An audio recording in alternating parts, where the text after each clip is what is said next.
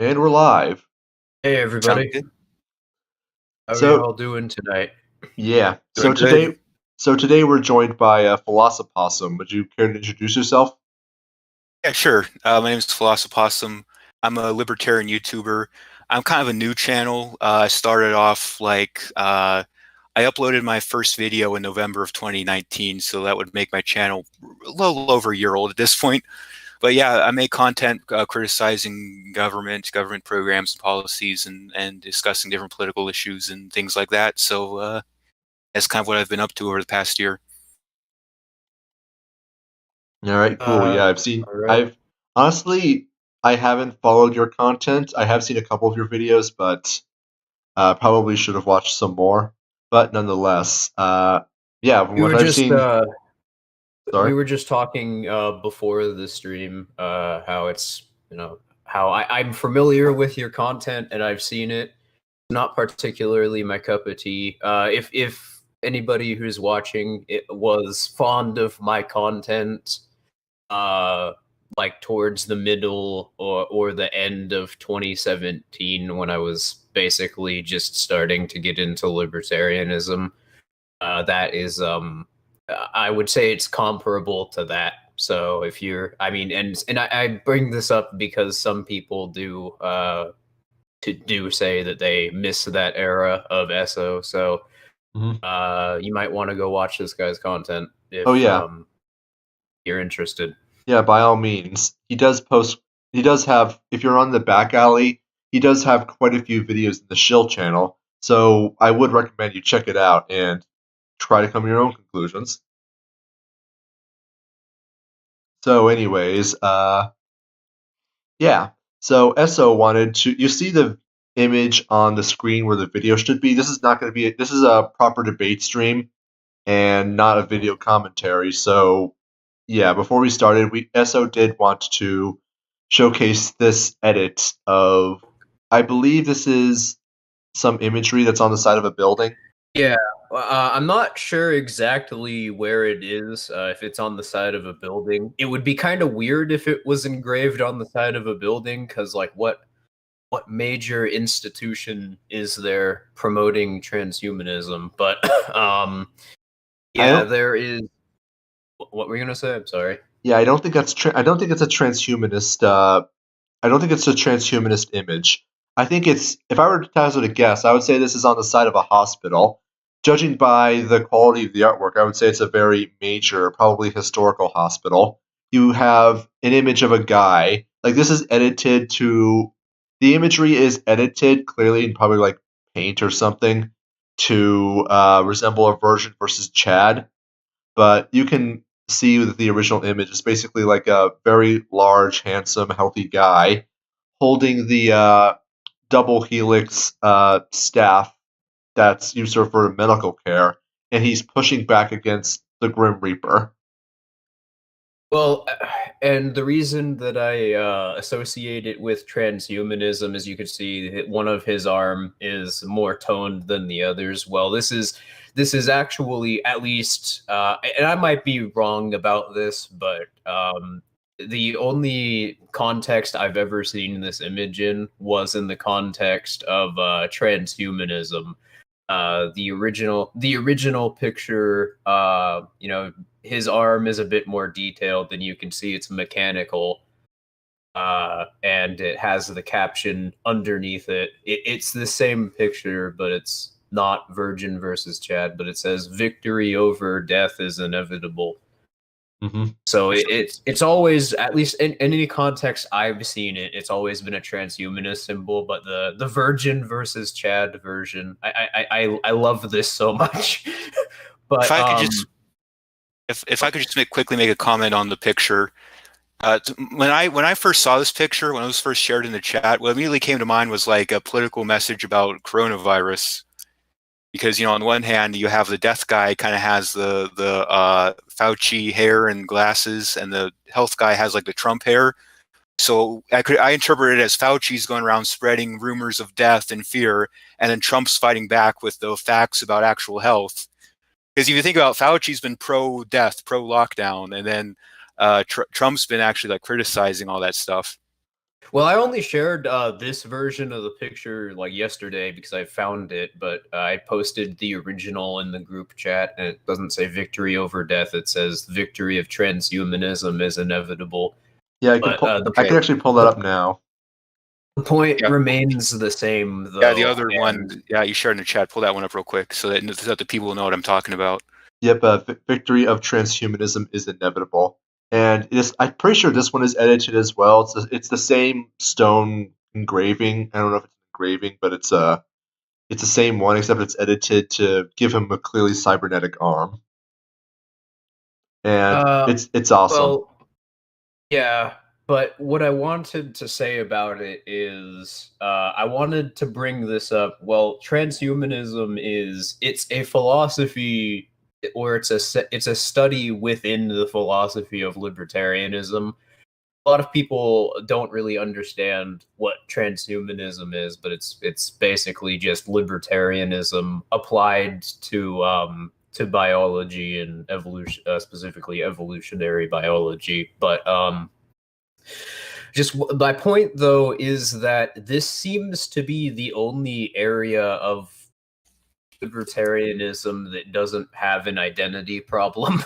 And that's sort of what I was gonna and the reason I wanted to bring this up is because I've been noticing increasingly and this doesn't really have anything to do with how libertarians market their philosophy, although I've been very critical of how libertarians argue their principles, and I'll go on to explain that later in this stream. But there's been a problem that I've been noticing in the last couple of months, and it's been when I've looked at the Gadsden flag.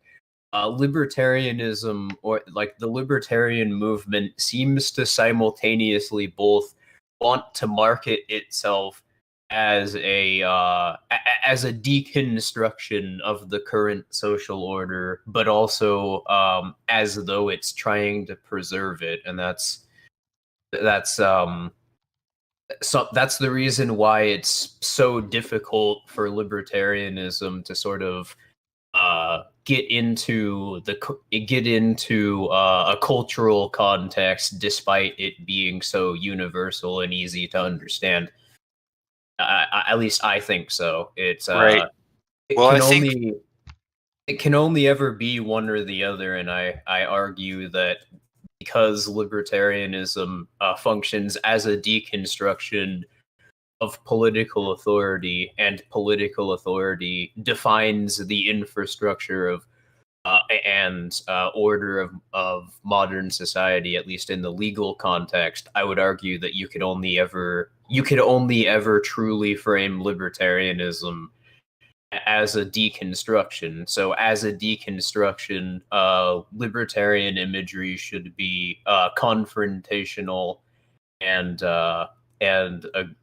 critical and aggressive in its imagery, rather than don't tread on me, officer, ooh woo, otherwise I'll record you, and I'll show everybody how mean you were to me, and I'll vote to have the law you're enforcing over me change. That'll show them.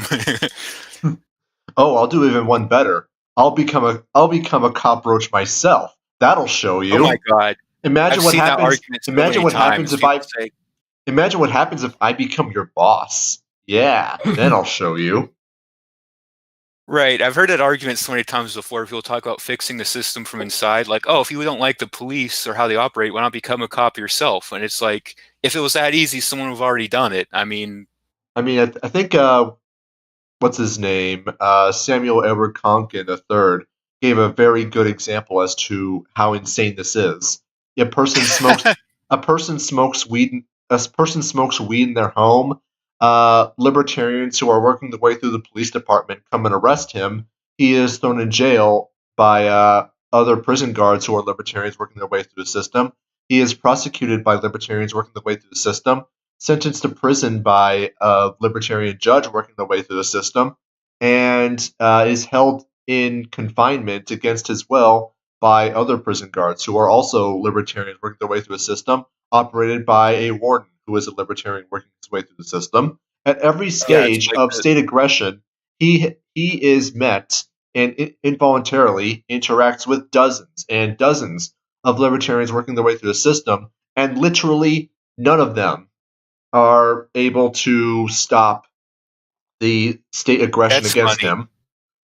That's legitimately funny because a lot of people don't understand that, because I've done things with the government before, but so I kind of get how it works. Like the positions that pull the strings are usually higher up than people think. So yeah, that's kind of the unfortunate reality of that. And the thing is, if he had a system that was more open, that allowed more input from citizens and stuff, maybe that would be a valid argument. But right now, it's a very bureaucratic, top-down, favoritist type system, and that argument just doesn't hold.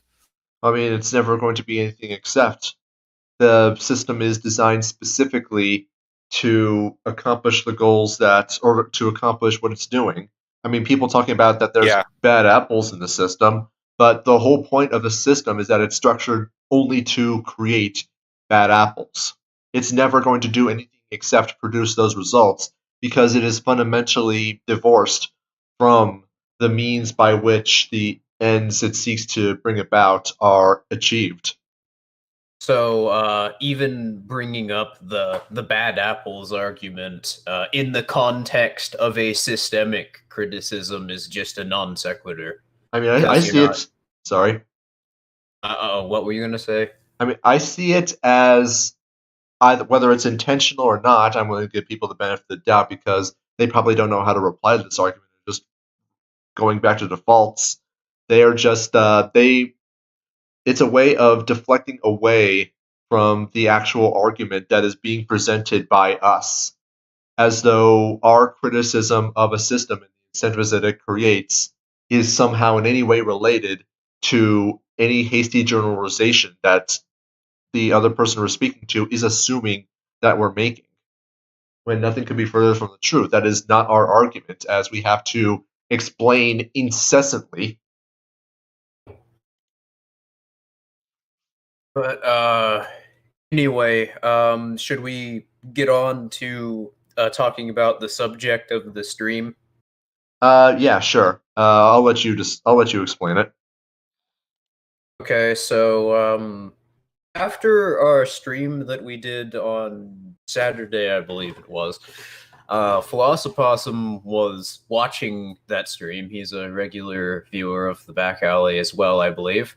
And he was curious about our claims in that stream about the concept of ethics. Do you want to go ahead and explain? Yeah, sure. Yeah, I caught like the first few minutes of that stream because like I was kind of listening to it in the car. I was joining my friends for dinner that night actually, and sometimes when I'm in the car, I'll listen to a stream while I'm driving. But yeah, so I only caught like the first few minutes of it. I caught the part where you guys discussed Kantianism and Kantian ethics and sort of your criticisms on that. Probably, and what kind of struck that the reason that struck a chord with me is because I feel that Kant, and I've mentioned this in a lot of my videos, I feel when you hear the big names in libertarianism, like you think of Murray Rothbard, Lysander Spooner, Robert Nozick, Ayn Rand, people and when discussing the big libertarian thinkers, they never mention Kant, which kind of surprises me because he was like one of the first philosophers to discuss a lot of the concepts that libertarians believe in, like individual rights and self-ownership. And well, he called it the kingdom of ends, which is sort of a similar concept to what we would consider self-ownership. And because Kant basically built these essential constructs that a lot of libertarian principles build off of, it kind of surprises me that more libertarians don't talk about him or consider him. Even a lot of libertarians will mention Locke, and Locke was heavily influenced by Kant. So, I feel that he was underappreciated in libertarian circles. So just hearing someone mention Kant, that just kind of struck a chord with me. I'm not gonna say much about this, but are you aware that Locke died 150 years before Kant was born? He did? Okay, maybe I got that backwards. Maybe Kant was influenced by Locke. Okay, yeah. Maybe Locke was a time traveler. Yeah, I there you don't go. know. There's a lot of conspiracy theories going around. There's just another one, another conspiracy theory to throw on the pile there. I mean, who knows? Maybe John Locke never actually died. Maybe I'm John Locke. There you go. John Locke is eternal. And, Yes. I mean, I'm not going to get too hung up about that, but Right. I think I got that definitely- backwards. but that's just another thing I was going to add is I'm, not entirely sure the extent to which you can say that Kant was influenced by Locke, because Kant was trying to provide a universal explanation of what ethics are and trying to bring it into a scientific context, whereas Locke was operating entirely from a political perspective, and Locke was he framed rights and ethics within the context of positivism, which is basically just the state is the reason these things exist, and it's justified because of a social contract. Yeah.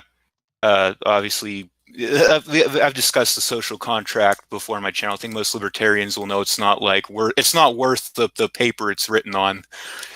But yeah, I have my criticisms of Locke, but he says some things that make sense, obviously, but a lot of stuff he doesn't agree with. And the other thing I would point out is that I think a lot of it comes down to framing, because sometimes writers or authors will mention similar concepts, but frame them differently. And that's exactly what I was about to say. I mean, John Locke claims to be a property theorist, but I mean, so does Hoppe.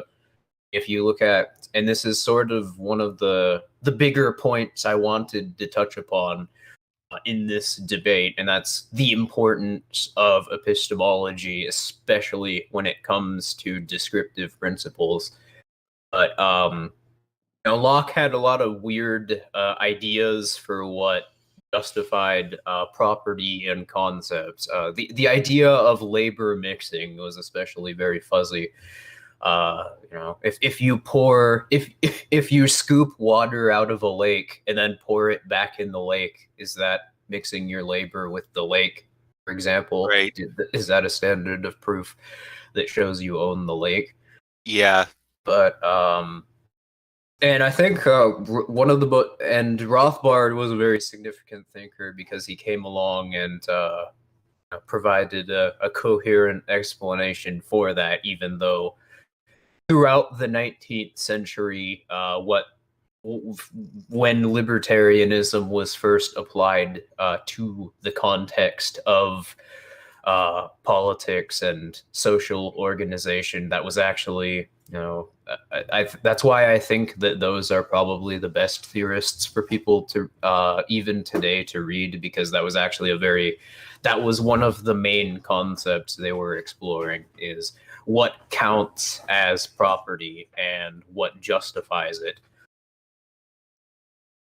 But because we talked about the idea of mixing labor and homesteading and stuff like that before. Like, to what extent do you have to combine natural resources with your labor before it becomes yours? This is something that has been talked about before in libertarian circles. So there's some fuzziness there, but it has been addressed before in terms of like specifics.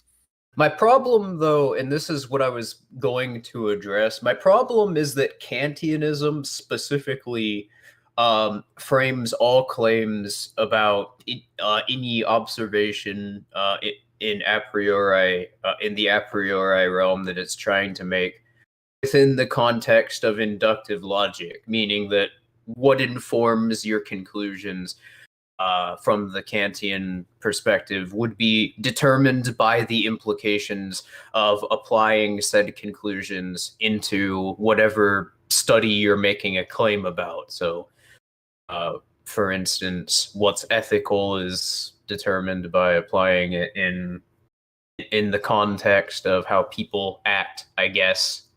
But it can't nothing. But what justifies it is determined by whether or not the concept you've made up make sense when you apply it in whatever situation you think it belongs in. It's not, there's nothing that entails it. It's just entirely based on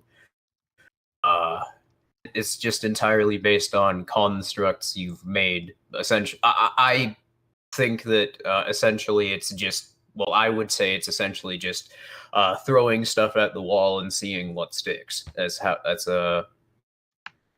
I guess a crude way to put it, but that's basically what it is. And the problem with this is that you can only construct explanations, but you can never demonstrate why they're true. Or what makes the concept you're trying to justify coherent. Are you following so far? Kind of. One thing I'm a little lost on is that I'm not sure whether you're criticizing Kant's epistemology or his ethics. There, you're kind of going. I'm criticizing I'm criticizing his model of logic. So I guess you could say I'm criticizing his epistemology. Right. It's what informs his ethics. What I'm talking about.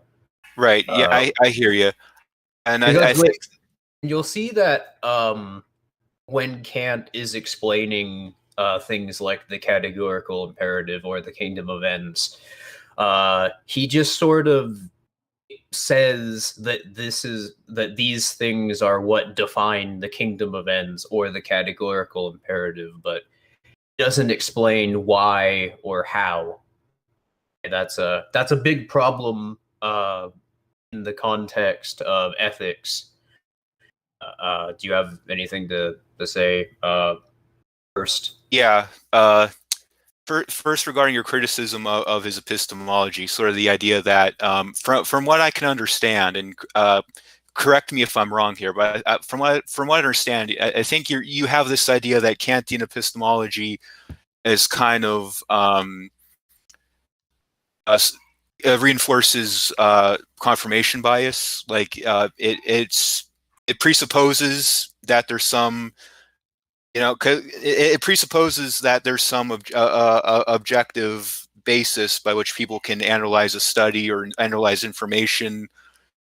When it doesn't actually, when there's no way to actually give it that objective basis. If that's would that be accurate, or do you need to clarify on that? I mean, Kantianism can maybe explain why something is objective, but the problem is that it can't ever it can't ever explain why that's justified. It can say what it can put forward. It can put forward an argument for why something would best be described a certain way. It can't ever explain why that's true. Okay, I think I see what you're getting at here. Kant, it's the idea, the epistemology of Kant is very it's more descriptive than prescriptive. It's better at explaining why things can be described a particular way, as opposed to defining why it is that way. No. Is that, you got it backwards, actually. It's more prescriptive rather than descriptive. If it's descriptive, then it's able to explain why it is that it gets to its conclusions. I think a good metaphor to explain it would be to look at this mathematically. Just 2 + 2 = 4. Kantianism is able to accurately make the observation 2 + 2 = 4. However, it's not able to explain that 4 is just 2 pairs. If that makes sense. Yeah, I'm not entirely following you on that. Can you maybe elaborate? So you can probably explain it better than me. Well, sure. From the perspective of inductive logic, because I guess we're talking about units of measurement here and not ethics. So when we're talking about the context of inductive logic, someone who is using inductive logic can explain that 2 + 2 = 4. They can't, but they can't provide a reason for why the nature of those two units added together conclude with 4 units, or what function causes that to happen. Okay, I think I have a better understanding of what it is now. You're saying that there's a difference between understanding how something works and why it works that way. I think that's what you're getting at here, correct? Well, yeah, and this is something, if you want me to draw parallels, this is something that Marxists do a lot, where they just, in the context of economics or their study of history, they provide explanations, but there's no room within their framework for demonstrating their principles. They can't be challenged, and because of that, that's why you have like 100 different branches of Marxism. And it would be justifiable to compare Kantianism to Marxism, because Hegel's philosophy was based directly on Kantian epistemology. You're talking about that theory of thesis, antithesis, synthesis, that sort of thing. Okay, yeah, I see what you're getting at.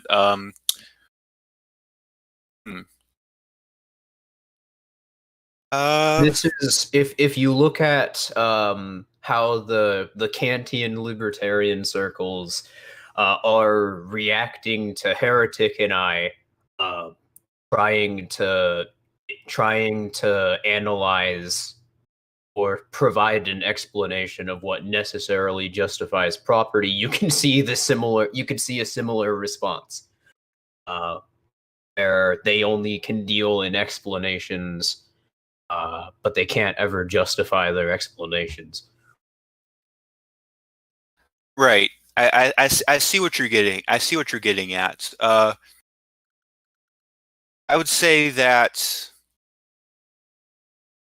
there's a difference between like a general theory that says when this happens, it causes that, right? Let's say, for example, that let's say, for example, like momentum, like a fast-moving small ball causes a larger ball, hits a larger ball, makes it roll slowly. Like just looking at that, at those effects, right, doesn't tell us what momentum is. It just kind of says that, okay, this object tends to cause that, right? So yeah. I think, but when you sort of repeat that experiment and try and figure out what causes that, what's the reason for this, what's the connection? You can never explain why it happens. You can just say that there are. You can just say that there are connections to things which cause it to happen, at least most of the time. Right. Well, I don't see what's basically what I'm getting at here is you think that Kantian epistemology somehow can only describe things as they appear. It can't further investigate into what causes things to happen, is sort of what I'm getting at here. Or what counts as a thing. And this is sort of what I was getting into. For prescriptive approaches to explaining things, or approaches where their principles are based on models, like chemistry, for example. Inductive logic creates a lot of methodological problems. But when you're so much as trying to conceptualize studies that rely on descriptive principles, such as economics, ethics, or the nature of action, this completely breaks them. For social studies, just as an example, what counts as a subject is dependent entirely upon what informs your notion of what the thing is. For example, what justifies property in the context of ethics depends on what said theory of property entails. If it requires aggression, then there are conceptual problems with it. Just for instance. So if a theory of property doesn't have a basis for justifying claims over resources, then it can't even really qualify as a principle in property, because property as an area of ethics deals in trying to explain what is or isn't justified in how moral agents associate with scarce resources. So, in the context of ethics, it's not even coherent to use inductive logic, basically, because there's no way to say that one principle is more justified than another. Right. Well, my understanding of Kantian epistemology is that it's not based solely on inductive logic. It sort of combines aspects of inductive and deductive logic. You talk about he has what's called what's it called? I forget what it's called, but basically at the time when Kant was writing, there were two theories of epistemology: rationalism and empiricism. Rationalism being more deductive oriented, and empiricism being more inductive oriented. And well, Kant kind of pointed out the problem with that. When you're solely focusing on deduction, right? It's like what information are you working with? And when you're solely focusing on induction, it's like, okay, you have the information, but what are you going to do with it?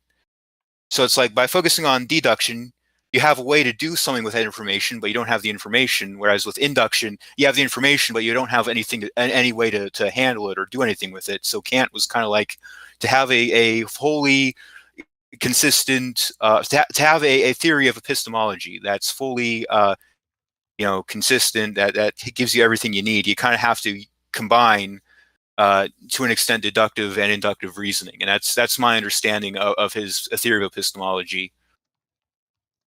Well, I'm not even. Epistemology is a lot more complicated than that. Epistemology deals with anything that attempts to explain or inform what your principles are. I mean, that's a debate within epistemology, but there's a lot of entailment that would characterize those positions. For instance, what counts as a priori reasoning, that can be kind of fuzzy in some areas, especially to people who are approaching from the perspective of empiricism. And I agree, empiricism isn't valid. I think I would fall into the rationalist camp in that debate. But what I'm more interested in is what justifies what justifies a school of logic. But getting back to the debate at hand, you need to be able to deal with entailments, and I don't know if you saw the rest of our stream on Saturday. But Sarkey's response to that video by Mr. Dapperton was honestly one of the better deontological videos that I've seen, maybe right next to Shane's explanation of ethics from first principles. Right. But even in his argument to the whataboutism on display there, Sarkey's answer to this was that it relies on, I believe he said, prior context, though don't quote me on that. If it wasn't that exact phrasing, it was something to that effect. And my point is that even in the deontological Kantian framework, in order to be internally consistent, the concept requires delving into entailment, and that's a problem for the philosophy because it can't deal with entailment. It can only put pieces of information together and then try to draw conclusions from what they mean when they're put together. So by entailment, you mean logical entailment? Yeah, well, from the Aristotelian perspective, which is the school of logic Heretic and I are arguing from, entailment is just the step work it is required in order to reach your conclusion, and every conclusion is just an abstraction unless you have this footwork required to explain the nature of it, what it is, how it works, why, etc. And my biggest problem with any type of inductive logic is that it's not capable of doing this.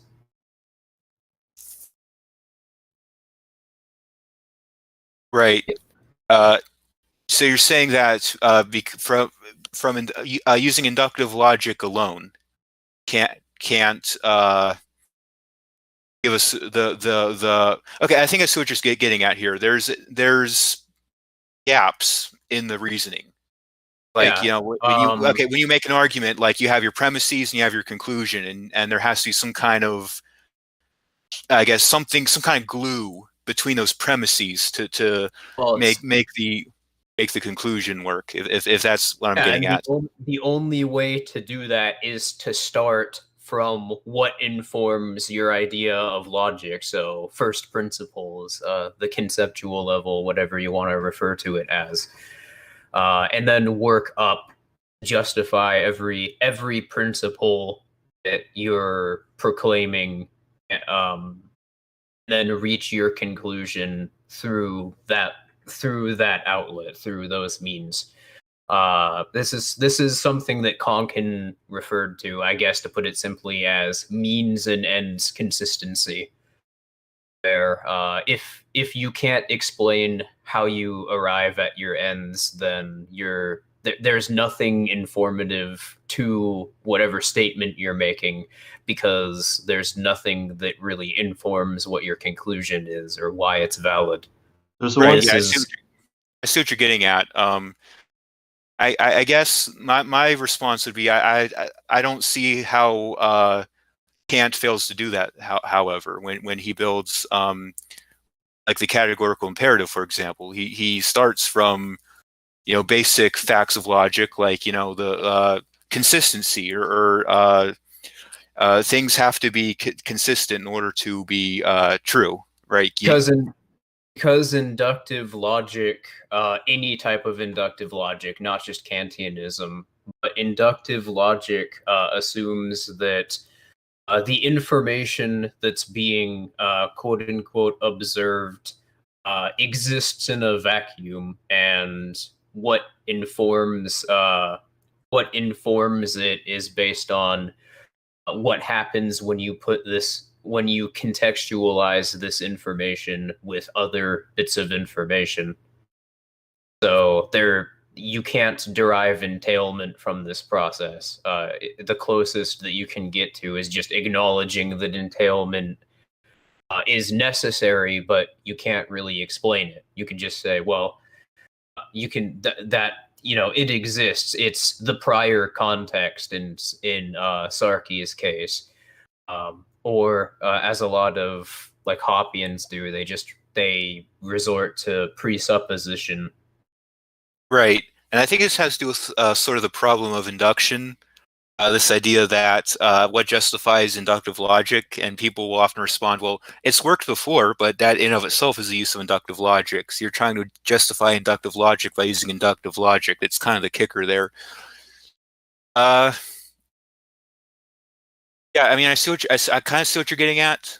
It is kind of a tricky problem in terms of how do you justify inductive logic, because like I said, Kantianism, at least from the epistemological standpoint, it's not purely inductive or deductive. It kind of takes a mixed approach.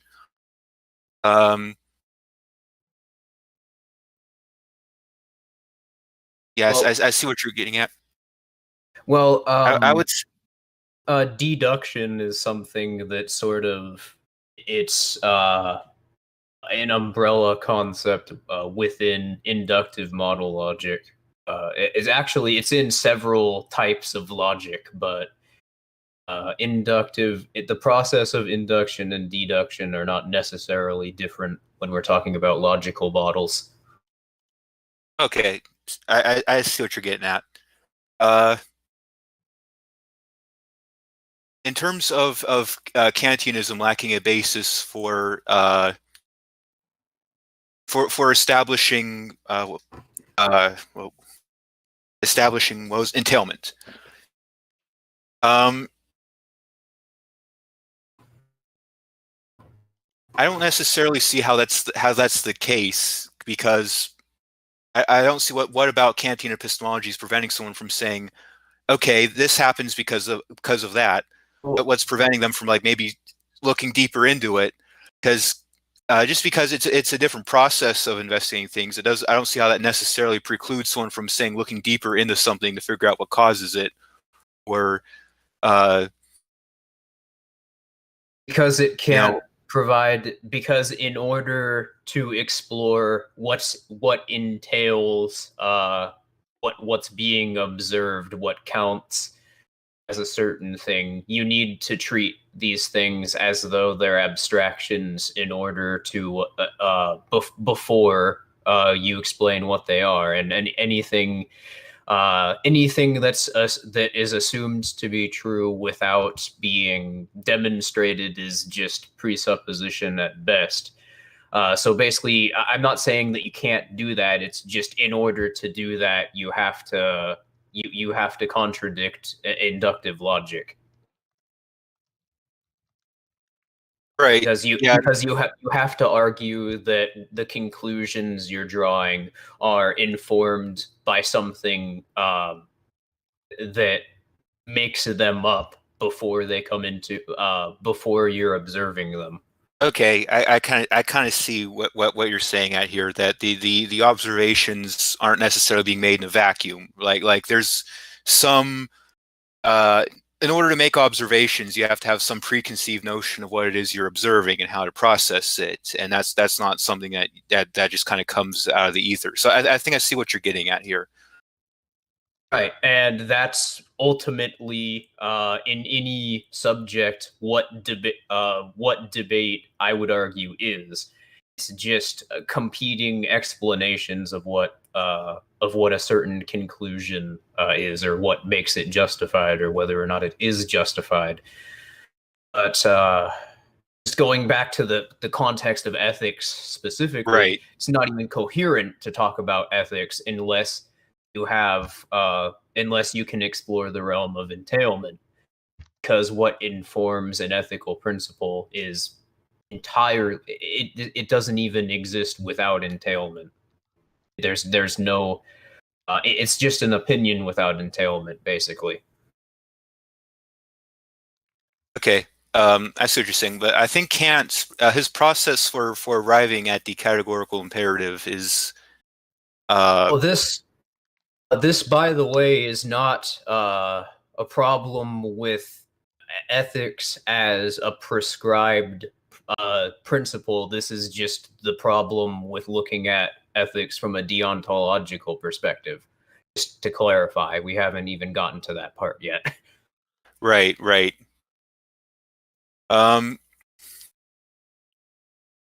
kind of like what I said before,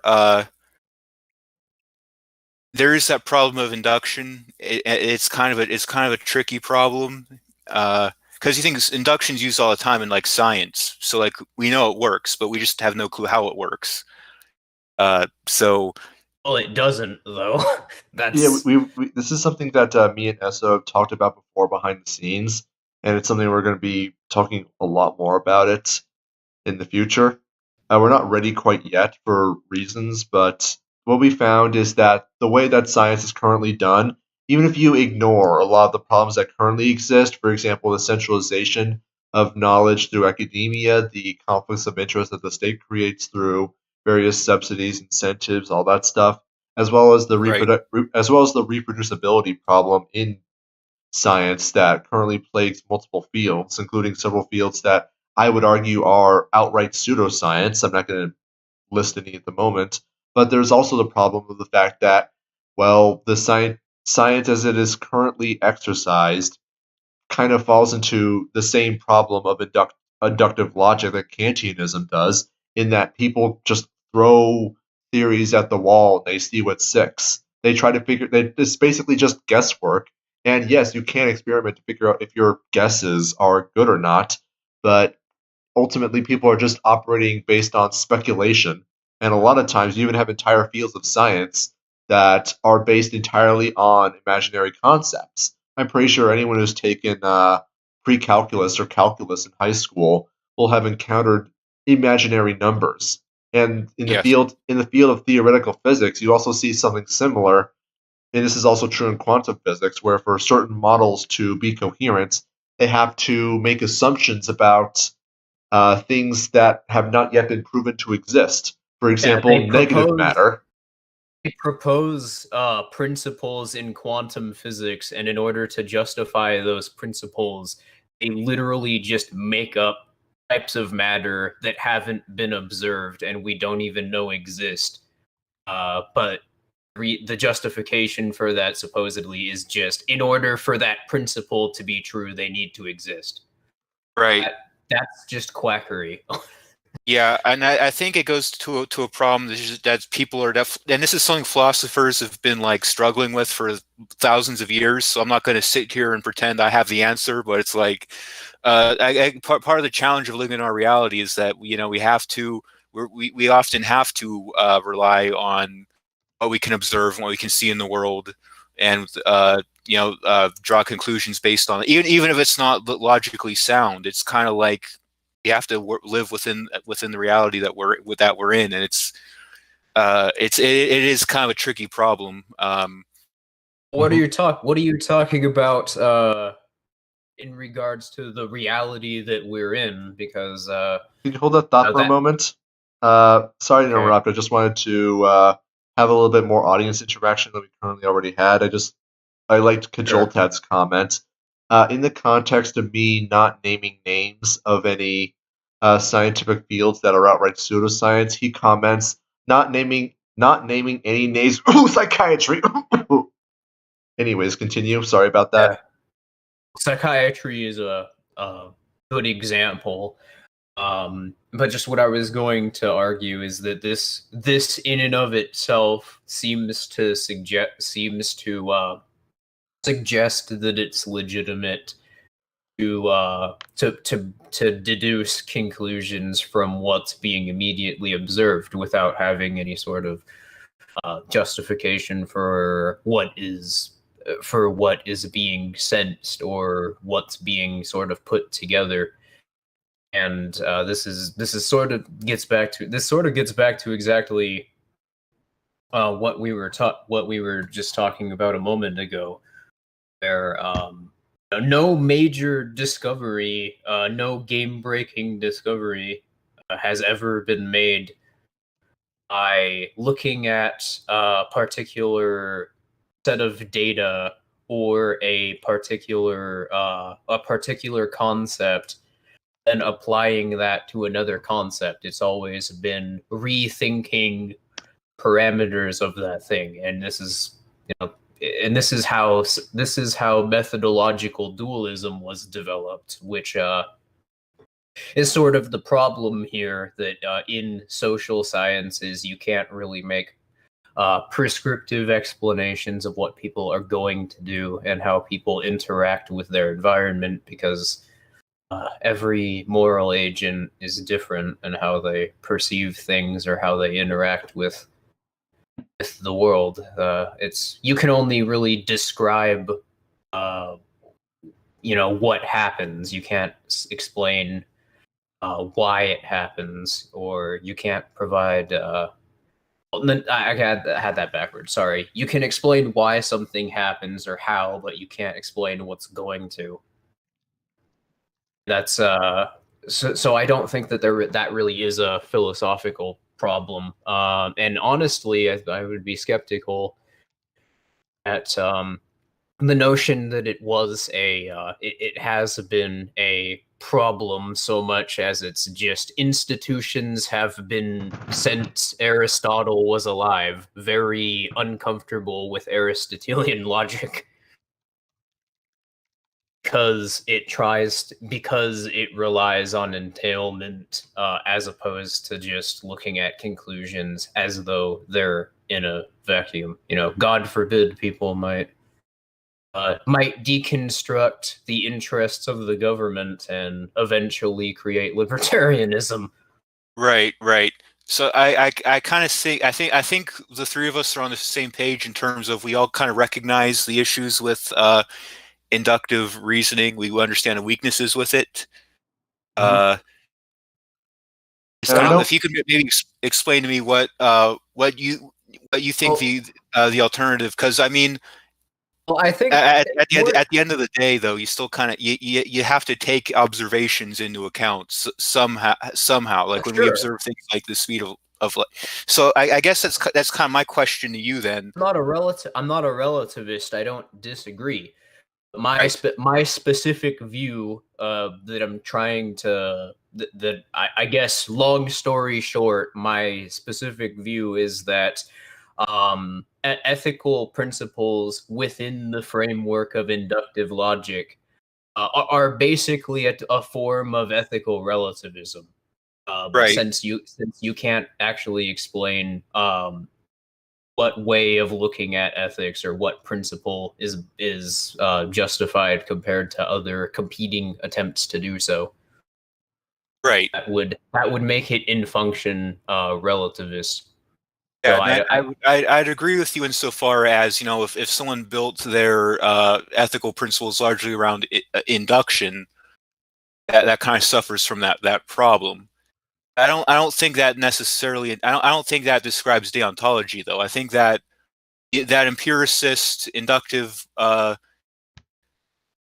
conception of ethics, I think that's more in line with utilitarianism, like judgments and evaluations. a lot of utilitarians use a type of inductive logic, sure, but deontology is also rooted in inductive logic.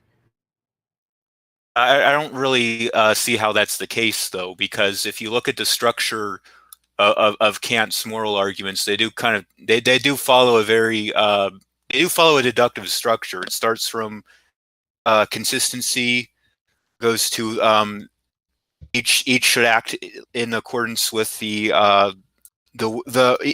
person should act only upon that maxim which they can at the same time will to be universal law. That's kind of follows from the consistency principle, and based on that, we have the formulation of the kingdom of ends. It's like, okay, because each person is can it has free will, can act on their own will. Sorry. If not everybody can simultaneously exercise their will over everybody at once. So that's how he kind of formulates that. I feel like I'm phrasing it poorly, but the basic idea is that it does follow a kind of deductive structure if you look at how he formulates it. Well, okay, I guess from here we can get into the next part of the debate, which is whether or not ethics are prescriptive. Do you like to go ahead and start, or should I? Yeah, go ahead and start. Okay, so there are several different epistemological debates within framework of ethics. As for libertarianism, two biggest ones are the debates between the virtue ethicists and the deontologists. A philosophossum is a deontologist. I'm obviously and heretic and I are virtue ethicists. And this debate can be it's typically referred to as thin versus thick libertarianism. Thick libertarianism being the virtue ethicists, and thin libertarianism being the deontologists. But anyway, so the debate is basically whether or not the NAP is a universal law, and therefore what is informed by the NAP, what makes us free, in other words, is determined by what the NAP means in applying it to law and our own morality. And the virtue ethicists would argue, of course, from the perspective of Aristotelian logic, which simply is we are free. We live in a society with criminal organizations like the state, which set up barriers to entry that make it so people can't defend themselves on an equal playing field, and so that some claims are going to be inconsistent because nothing is checking certain actors.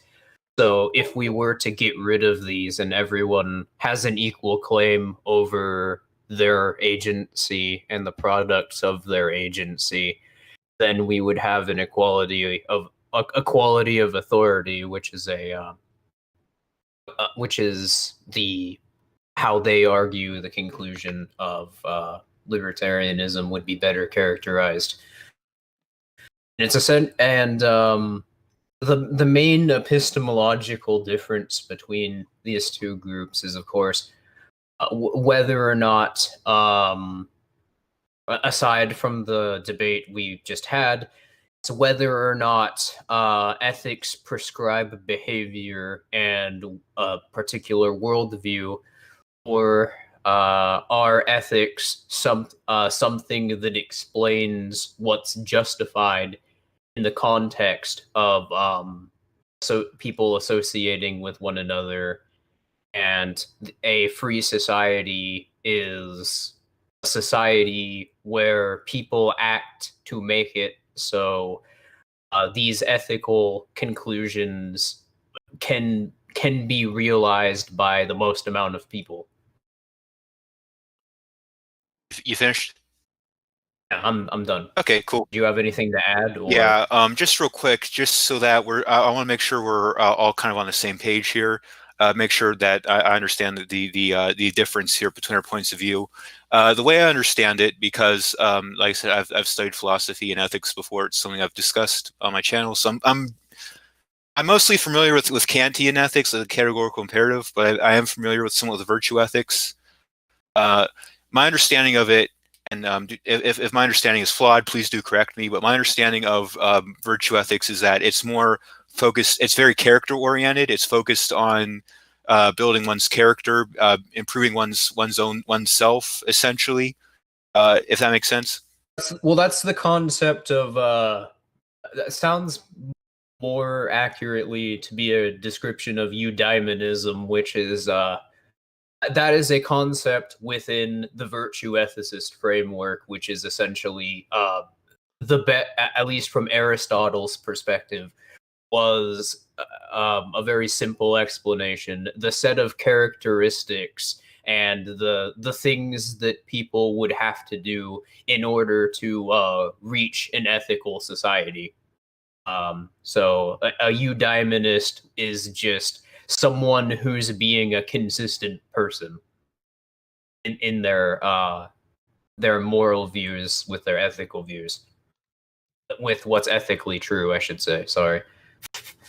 Okay. Yeah, I guess that makes sense. So if you could maybe describe, because I know my conception of virtue ethics is specifically regarding eudaimonism. Maybe if you could maybe give me the broader picture of just like if I had to know like what virtue ethics was in like one sentence, like the big picture, the what encompasses all of it. If you just maybe briefly kind of just explain that to me. It's not really something that can be explained in a single sentence, but I guess but I suppose just like the crash course intro.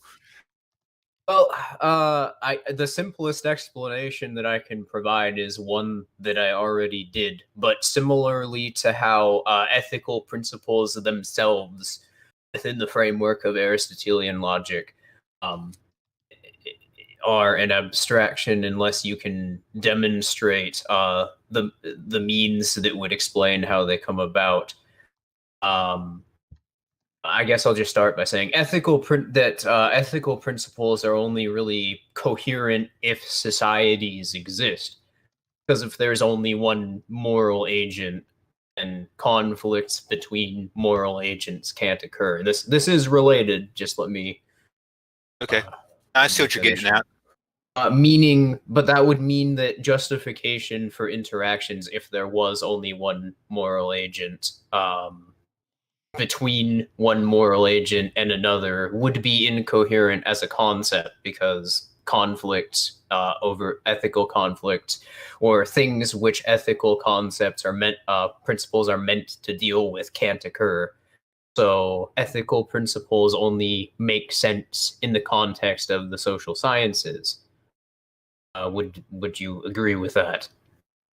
Yeah, this is actually something I thought about before, because you think about it, like if you're on an island where there's nobody else and there's nobody to claim anything or dispute your right to use something, does the idea of property really come into play there? I guess that's sort of the issue. Like that's uh, that's uncontroversial. That, at least within the context of libertarianism. But again, from the framework of inductive logic, you can't really explain. You can't really explain why that is. You can just say, "Well, this is what informs ethics or property," but you can't really explain why that's true. You can even put forward the Aristotelian explanation, but you can't. Unless you're going to reject inductive logic, or, well, you can't really state that as a truism. But and this is how the Aristotelians inform their idea of looking at ethics from the starting from the methodological dualist perspective, which I don't know if you're familiar with that concept, but it's basically I guess another science that this occurs in is the Austrians trying to contextualize economics within this framework.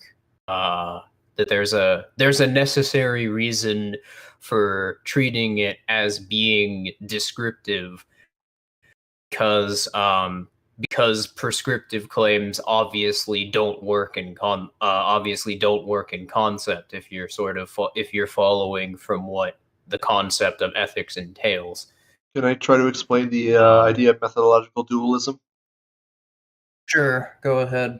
Basically, there's a duality between things that exist and things that exist that are people, that have free will.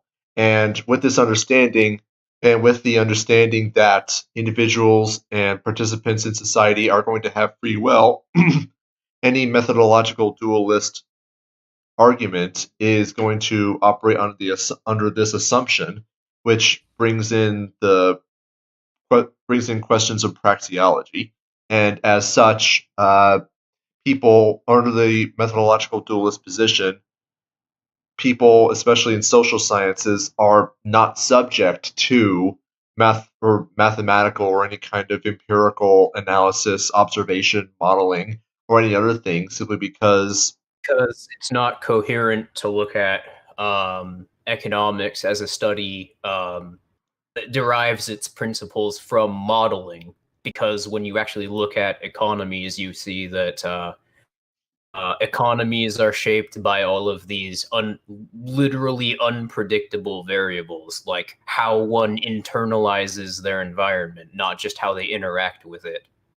right. Okay, I think I see what you're getting at. The idea that because there's a different process involved between like the natural and social sciences, because like you can't necessarily predict the way people will behave the same way you can predict the way, like, I don't know, molecules or gravity will behave or something like that. So there necessitates a different conception. I guess if that's sort of what you're getting at. Yeah. yes, And that's Okay, exactly that makes sense. That's sort of the starting point of how Aristotelians approach the non-aggression principle, where, because ethics only makes sense in the context of social sciences, there's a problem by default of the idea that ethical principles prescribe behaviors and morals, because those are a completely different subject, because ethical claims only deal with what's justified, but there isn't really a justifiable connection between what's right in terms of what's correct and what people actually do. Somebody stealing, for instance, doesn't invalidate the concept of an ethical principle. So we should look at explaining why that happens as a way, and obviously an ethical society can't really have people that do that. So we should look at so you need to look at ethics from the Aristotelian perspective and explain and look at why that happens and things that could prevent that from happening. And I don't think, and this is another way in which I just don't think that even people who see themselves as deontologists can escape this, because you see deontologists argue that, of course, that you can defend yourself if somebody does this. Deontologists are not pacifists, but then there's some fuzziness there, like what counts as proportionate response, because deontology introduces the concept of proportionate response. Whereas within the Aristotelian perspective, and there's not, I got a bit ahead of myself.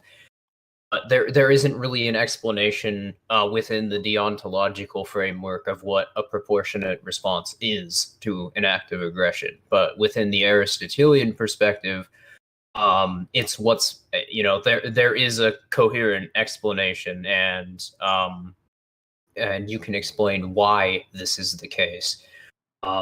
It depends on the people who are involved, depends on the situational context, and it's not even really a proportionate response. It's so much as it is just doing what's required in order to correct the act of aggression. And I don't think deontologists would necessarily disagree with this. It's just that it's impossible to explain why that's justified within the deontological framework. Okay, so I should preface this by saying that I don't necessarily believe in the categorical imperative wholesale. I'm more see it as like a stepping stone to the non-aggression principle. Like I see it as something that sort of lays out the basic foundation of it, and then NAP just kind of builds off of that. So it's not even necessarily that I hold to deontology in the strict Kantian sense of it. I kind of see it as like the basic principles of it. Now, in terms of self-defense, like how could you establish self-defense deontologically? Well, the way I see it is that if I can demonstrate that I have a right to something, and I can demonstrate that you're violating that right, then that means that I can use whatever amount of force is necessary, not necessarily proportional, but necessary to correct that situation. Because rights by definition are things that I have have a right to. And if I have a right to something, then by definition, it means that I can use whatever means necessary to secure that right. Rights are something that, by definition, I have a right to. That's the sort of thing that I'm talking about. I kind of phrased that poorly. I know, but the basic idea is that looking at it from a deontological standpoint, you can't establish a basis for self-defense simply because rights, by definition, are things that I can secure. Well, and this is sort of what I mean, though, is that you can't really even create a prescriptive model for what counts as a right, or what is the correct way to go about correcting aggression against you in response. The only coherent way to do this is to take into consideration factors which inductive logic wouldn't be able to explain. For example, context, what person is being aggressed against, how are they being aggressed against, which by the way, there's a difference between a claim and a right. A right is an ethical concept, which just explains whether or not something is or isn't justified, and a claim is actively what someone is doing. So a claim isn't necessarily justified. Rights inform what claims are or are not justified. Right, I see what you're getting at there. One thing I'd point out quickly is that I feel like you're kind of admitting when you say that in order to argue in terms of like what force or what action is necessary to correct a particular aggression, you make the argument that we have to take into account different factors, like who's being aggressed upon, how are they being aggressed upon, all these different factors. I feel like that kind of introduces an element of induction to it, because then you're kind of in a situation where you're having to make observations about the situation. Well, that's something that inductive logic would be able to argue without contradicting itself. The problem, though, is once an inductive model attempts to try to explain why these things are justified, you get into the problem of presupposition again, instead of actually demonstrating why they're true or why they're coherent. Right, but my response to that is you wouldn't necessarily need to have an inductive. You wouldn't necessarily have to approach a deontological theory of ethics strictly from a purely inductive standpoint. You could approach it from a deductive standpoint.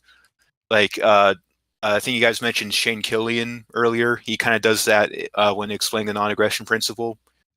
Starting off with the Aristotelian logic isn't inductive or deductive; it's analytical, which is By the way, could you briefly? I'm sorry. Could you briefly explain what that means, just sort of so that I understand, like what analytical means versus inductive or deductive? Analytic philosophies are philosophies which attempt to look at. I might be explaining this poorly, but they attempt to look at the nature of certain things and what informs those things, and sort of what structures are built around them, and what justifies them. So it's the type of philosophy that would build a dialectic, for instance, trying to explain how things interact with others and analyzing that process. Hence the term analytic philosophy. Right. And, inductive logic would fall into a different category because it doesn't it doesn't try to look at dialectics or how things or what informs certain things. It just tries to it treats conclusions as though they are by definition those conclusions. Then it tries to force them together with other conclusions and see see what conclusions, what principles they can derive from that. Right. I think I see what you're getting at. I feel like that's kind of it sounds similar to it does sound similar in structure to the sort of Kantian way of analyzing things, like combining observation with logical reasoning. It sounds to me similar to Kantianism. reason why that's probably the case is because we're arguing the same conclusion. It's just that we're disagreeing over what could justify them, or what methodologies they can be argued within. Because I'm arguing for NAP. I'm arguing for libertarianism. I just don't think that deontological or inductive types of logic can sufficiently explain why libertarianism is a claim of truth about reality, or explain why it's valid. Right. So I guess there's two responses I have there off the top of my head. The first one is, again, kind of what I was mentioning before. There's kind of this assumption that any approach to deontology, a deontological theory of ethics, necessarily has to be inductive. And this is something I was kind of getting. Deontology is built on inductive logic. That's the point of deontology. Really? I thought it was based on. From my understanding of it is that the conclusion. The conclusion of deontology is to try to make a priori claims, but how this is done is, again, through the process of induction, by taking things that are observed, treating them as conclusions, and what happens when you contextualize them with other bits of information. Okay, so I think I see what you're getting at. When we're in Kantian ethics specifically, one of the things he mentions is the universalizability principle, which is sort of the idea of, well, what if everyone did this? Then I can see how that's kind of an inductive claim, because you're making the assumption that you're kind of using an inductive type of reasoning. It's like what you're trying to imagine in your mind what would happen if everybody did this. So I think I see what you're getting at there. Yeah, and that's not, you can't really look at ethics that way. That's not really a coherent line of thought within the context of ethical philosophy, because what actually informs an ethical conclusion is dependent upon a lot of factors, which you can only really provide descriptive explanations for why they're valid, or how valid. You can't say what is, because that would mean trying to essentially impose. And I don't mean like in the context of some organization being coercive.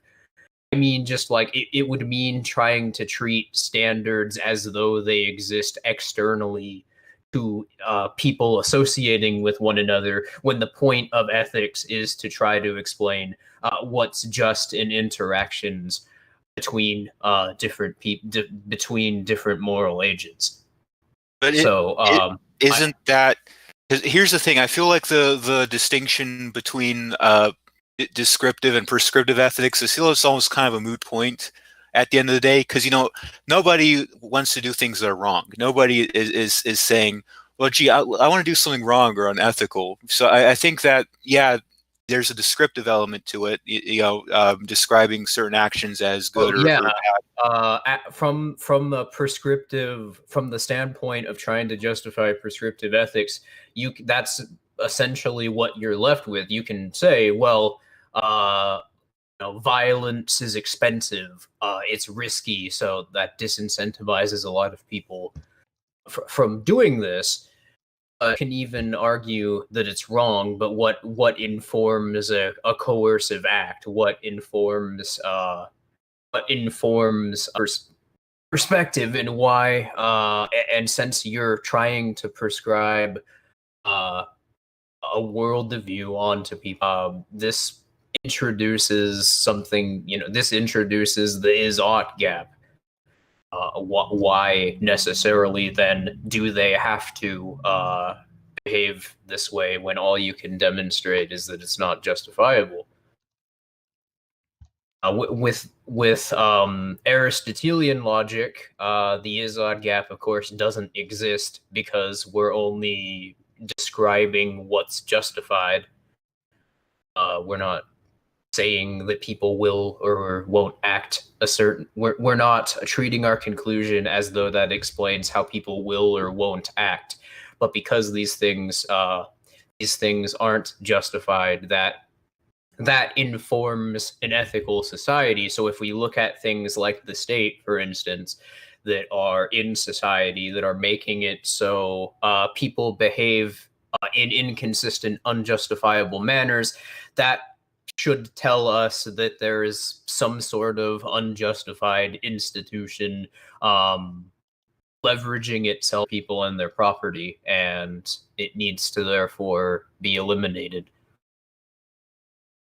Right, I hear you. I was thinking you could encapsulate, you could create a deontological framework that sort of encapsulates those ideas. For example, one of the things I find appealing about Kant's theory of ethics is that idea of consistency. Like, hey, well, you can argue for I don't know, like an organization that tries to undermine the state's ability to function, but you can't tie that to ethical principles. You can only say, well, this would undermine the state's ability to sustain itself, and that's not an if we're talking about ethics in the prescriptive context, that would just be the only thing you could say about that is that's something you might have an incentive to do if you are an ethicist, somebody who cares about ethics.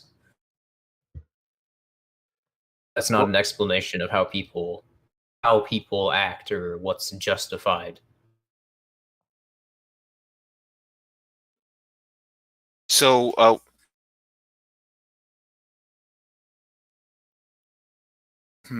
I guess the issue here is that I kind of see ethics as necessarily as I think there's might be, like I said before, kind of a balance between being descriptive to an extent, but also being prescriptive to an extent. Because, like I said before, when you're saying something is ethical or unethical, of course, there's other arguments to go. Okay, I think that's what you're getting at. This is sort of that issue. If we were to draw this back to economics, because honestly, whether or not people who study economics realize this, I think this is the study where this divide between entailments and inductions been explored the most. But if we were to look at economic theory, I guess this would be the difference between making trying to justify policies which should be prescribed onto societies versus explaining why people might associate around certain models, what idea of what informs their sense of profit might encourage them to do that. Okay, so I think this is one issue in ethics, sort of why behave ethically. You can say that something is right or wrong, but like why should I do something just because it's right, or why should I not do something just because it's wrong? Well, I think that's sort of what you're getting at here, correct? And virtue ethicists, that's not how they frame an ethical society. The way that a virtue ethicist would argue for the NAP is that it is a conclusion of a society which has ruled out the possibility of systemic coercion. And this is what I think a good example of something that is, argued for based around this perspective is counter-economics. Specifically undermining the institutions that reinforce the state and allow the state to continue existing. And once you do that, the barriers, the disincentives that the state creates are less prominent in society. The barriers to entry, the legal privilege that the state defends that allow corporations to be exempt from liability if they do certain things, allows them to defend certain claims that are otherwise incoherent, like IP, for instance. Once you get rid of that, people can simply associate counter economically, because that's the only reason they don't is because this system of incentives is set up and defended by the state through coercive means. And the conclusion of this will inevitably be a virtuous society, an ethical society, where the NAP is defended simply because everybody has an equal claim over themselves and their own property, and therefore only consistency Right. only consistency is possible, I should say. I think there's not possible, but you know what I mean. Right. I think. Right. So I think sort of the weakness there is there's sort of a gap in logic between like you say that the reason the society should follow the NAP is because everybody has an equal claim to the NAP. Well, it's not that that's the reason people should follow the NAP. Aristotelians are not arguing that the NAP should be followed. It's that it's a state in society where everyone has an equal claim over themselves and their property, and you do this by getting rid of things that create inequalities of authority. Right, but I feel that kind of leaves a gap in terms of like, well, what's necessarily wrong with gaps in authority? What's necessarily wrong what's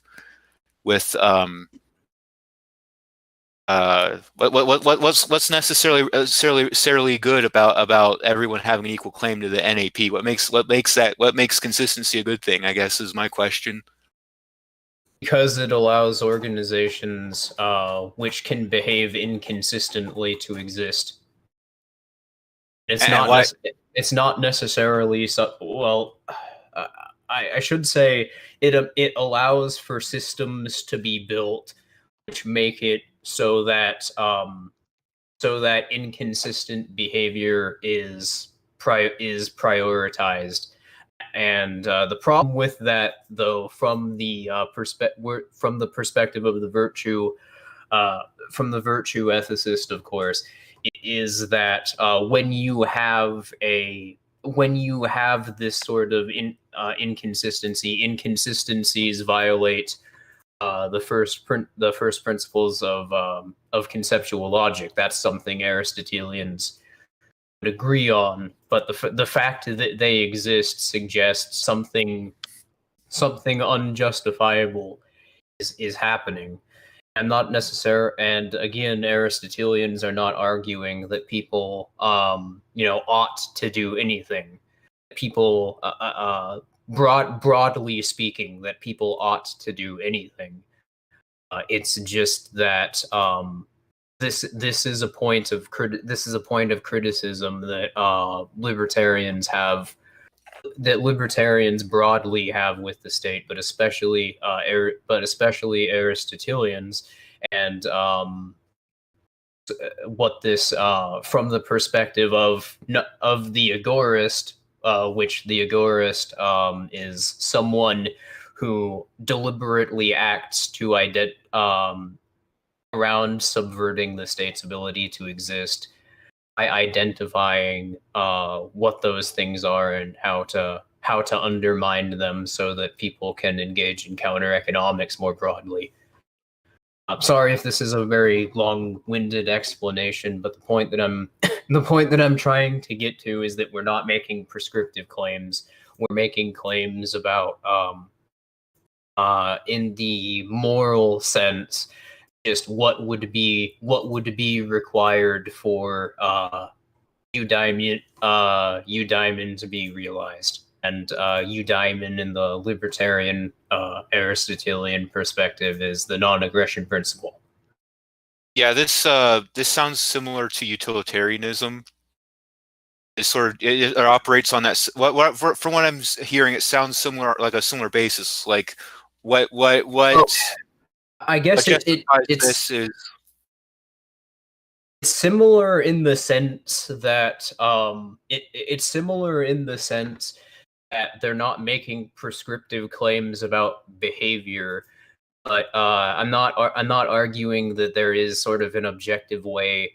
There is an objective sense in which utility exists, and I'm also not arguing that people ought to do anything based around their utility. I'm not arguing anybody ought to do anything, but if you're if you're a libertarian who is concerned with state power, or you're concerned with state power broadly, the way that you undermine state power so that we can have an ethical society is by getting rid of institutions that perpetuate political authority and subverting their ability to exist.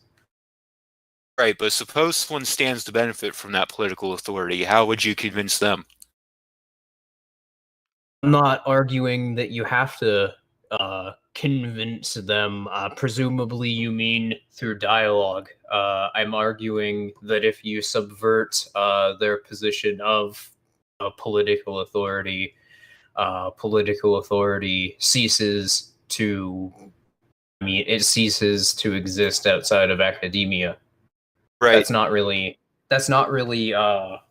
related to the conversation we're having. That's just, I guess, the nature of political authority. Because here's sort of the Aristotelian deontologist. What were we gonna say? Right. I guess sort of the issue I'm getting at here is that it seems to be lacking like what you're describing here seems to be lacking like I don't know how to describe it, like a core essence, I guess is the way of explaining it. Like you say, well, if we want the state to go away, we should do this. Okay, why do we want the state to go away? I'm not saying that, though. What I'm saying is that the state is it's something that obviously we agree can't justify its existence, and it's something that needs to justify its existence because it's making an active claim over people and the way that people interact. It's taking the active stance there, and if it exists, that means that there's something fundamentally wrong, and people who are concerned with this necessarily have an interest, therefore, in analyzing what allows it to exist and how to undermine that. But that's a separate question, though. That that's just social activism and how people choose to act. But something I guess something that Aristotelians would argue is that because ethical conclusions are informed by how people act or incentives people have to act, that there's a tangential reason as an ethicist to care about making it so ethical conclusions can be realized.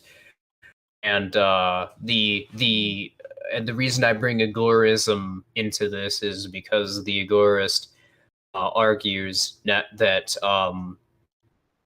coercion is economically disincentive of state power. So libertarian means are necessarily libertarian means being means which conclude with the NAP being realized naturally lead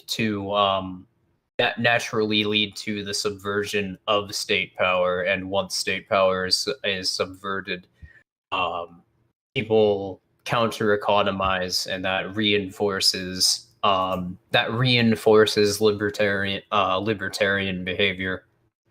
I'm not making a prescriptive behavioral analysis, and I guess it's kind of difficult to explain from the outset, you were asking for a single sentence, and it's Right, not I know. It's kind of these it's not concepts. something you can explain in a single sentence. Right. I understand these are complex issues, and people spend like months studying this shit. I understand it's not the kind of thing you can easily just package up into here's the gist of it. But yeah, I would say I feel like here's kind of where I'm having some difficulty understanding your position. You on the one hand are making the claim that your theory of ethics is not prescriptive.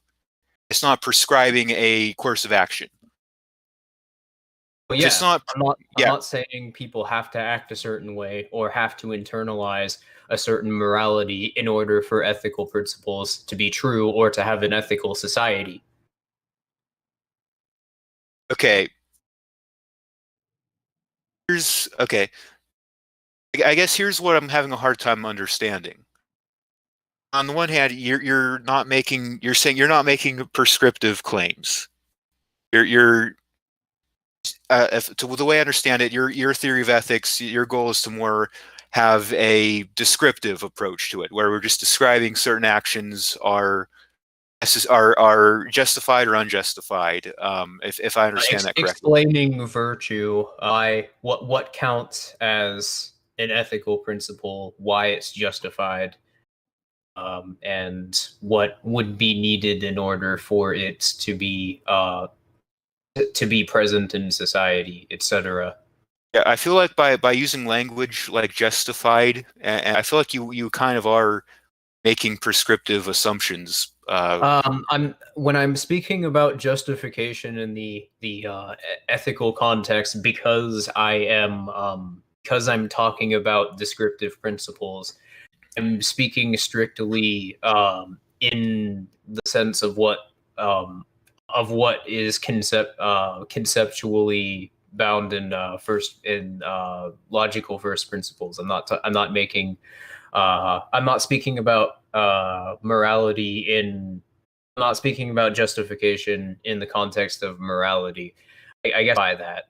I'm pretty sure you can appreciate. I'm pretty sure you can appreciate that we've already established that ethics in the Aristotelian virtue ethics sense is a social science, and when the term justification is brought up, justification simply refers to, I guess you could say, it's synonymous with proof as context, and so you can imagine that when we say that a certain claim is being justified, we want them to, or we want the state, for example, to justify its claim to our bodies, because the state, by merely existing, does make ownership claims to people that it needs to prove that their claim is conceptually valid. And but that's not prescribing any way of internalizing morality or acting. That's not to say the state literally needs to hand me an essay explaining why it's valid. No, what it's to argue is that it's not justifiable to see. I use that term. Sorry, it's not coherent to argue that something is characterized a certain way. So when I'm asking for justification, I could be talking to anybody, and I'm just asking for what could justify state power, what entailment could justify political authority. That being, of course, the step work used to explain what it is as a concept and why it functions the way it does. Let me go should I go a bit further? I've been thinking about actually this subject for quite a bit, and I think I came up with a resolution. And that is one thing that Aristotle talks quite a lot about is trying to understand how one derives knowledge and why knowledge matters. Because we are attempting to claim ethics are a scientific field. And with this understanding, you can apply many of the terms that we use to scientific fields. Say, for example, gravity. You can, of course, make observations, analyses, and tests to determine gravity, and you can make understandings of gravity, but this understanding of gravity allows or enables all sorts of other advancements, technological, help people that do produce positive outcomes. For example, useful in architecture. You can imagine like just what kind of absolute insane guesswork it would be if there was no understanding of gravity, how it works, the acceleration of gravity, uh, the forces that it exerts on structures, that it exerts on machinery, that sort of thing. It would be just an absolute freaking hellscape of complete and utter randomness. And the same is going to be true with ethics.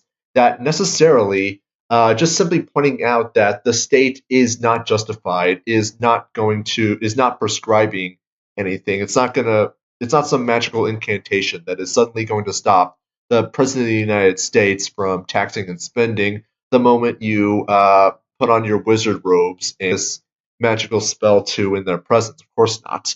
All it's simply pointing out is that by operating in this way and being structured, that the state has no way to claim that anything it's doing and anything that it does, being structured in this way, can on knowledge. And as a result, we know with absolute certainty that everything that it does is just entirely based on guesswork. All the outcomes that it's going to bring about are always going to result in harm, result in predation, just generally negative outcomes that I don't think any one of us would ever be controversial on. And I'm sure you're hearing this and thinking, well, that's very similar to consequentialism, and I can empathize to why. I'm sorry? Yeah, that's kind of listening to discussing when I was listening to Esso sort of describing his conception of ethics, I got kind of a similar vibe that from consequentialism. That's kind of what I'm getting at. We're not arguing that every ethical principle is equally. It contains the same amount of explanatory power. We're arguing that ethical principles are explained by means. Ethical societies are explained by means employed to achieve them. And I was just about to get to that.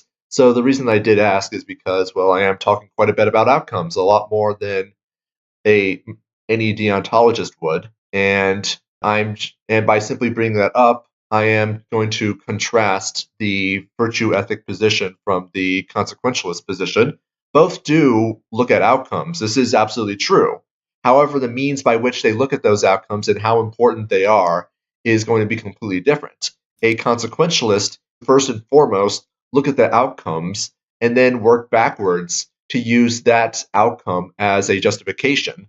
However, because an outcome is positive or not is going to be entirely subjective, this adds an element of relativism to their analysis.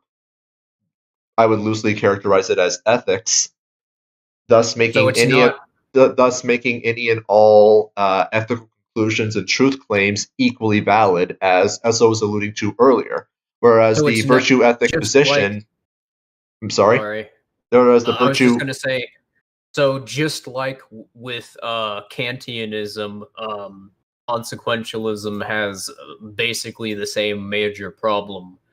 What counts as a good consequence, and why is that the basis of justification? Mm-hmm. And that's the important part about the virtue ethic position, is that we're looking first and foremost at the principles, because we can understand with absolute certainty that essentially by doing good, you're going to produce good outcomes. So, essentially, we're not arguing that the justified position, ethical position, depending on whether or not you're a relativist, it is revealed by how people behave, or what informs one's morality. It's how people behave and how they inform their morality. to put it like that, to draw a parallel, informs ethical ends. Mm-hmm. There's now just to add something real quick, like it's completely understandable that you would listen to what we say and think, oh my goodness, this is consequentialism. How you come to that conclusion makes sense, but hopefully we've at least explained that there is a very significant contrast between virtue ethics and consequentialism. Has everything? Have you followed everything I said so far? Yeah, if I could just maybe summarize it once. I kind of get the gist of what you guys are saying. Maybe here's the best way I could summarize it. The difference between consequentialism and virtue ethics is that consequentialists start with the results that they want. I work backwards for the justification, where virtue ethicists start with the justification, and from that reason to the conclusion, reason to the results that are good. If that's, we start from conceptual first principles and then look at what is revealed through the best take on conceptual first principles. Mm-hmm. That's so basically, yeah, you got it right. So if I could understand this, you're saying that when we start from consistent logical principles and we follow those through, then that determines what the good outcome is. Provided you are following them consistently and coherently, yes.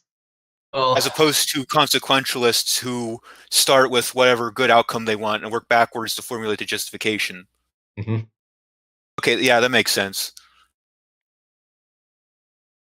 And I do with that in mind, I guess the thing I would say is that you could still, I feel that you could still formulate a deontological principle of ethics that kind of follows that idea of, you know, starting from what you guys are. I thought the same thing when I first started exploring Aristotelian philosophy, and the problem though is I didn't realize until a few weeks later, I would say, because you can go back into the chat logs of the Backalley and see me referring to Aristotelian deontology. It's that what I didn't realize though is that and I think you're having the same problem here. Deontology is not it is a specific approach to making a priori conclusions. It is not a priori conclusions itself. It specifically, it is the process of applying induction to trying to rationalize a priori principles. Right. Because I think so. If you're not using inductive logic, then you're not a deontologist, because right. that you're not arguing that conclusions are things in and of themselves and then putting them together to see what you get. You're arguing conclusions are the result of entailments derived from first principles. Right, and just kind of right, and just kind of. I think this goes back to a point that we've touched on before, was this idea that the sort of the assumption in your, because we all pretty much agree that there are flaws with inductive reasoning. The assumption you're kind of making was that you, in order to be a deontologist, you necessarily have to build your conception of ethics around induction. That's right. What deontological reasoning is. Now, my understanding of deontological reasoning is that it's a duty-based theory of ethics that seeks to establish moral principles. Well, that's the conclusion. Deontological ethics. That's the conclusion that's reached that characterizes the deontological approach to ethics. But that's not the process in which deontological reasoning functions. The reasoning that deontology presupposes is inductive logic. That's the model that deontology uses to justify its conclusions. So,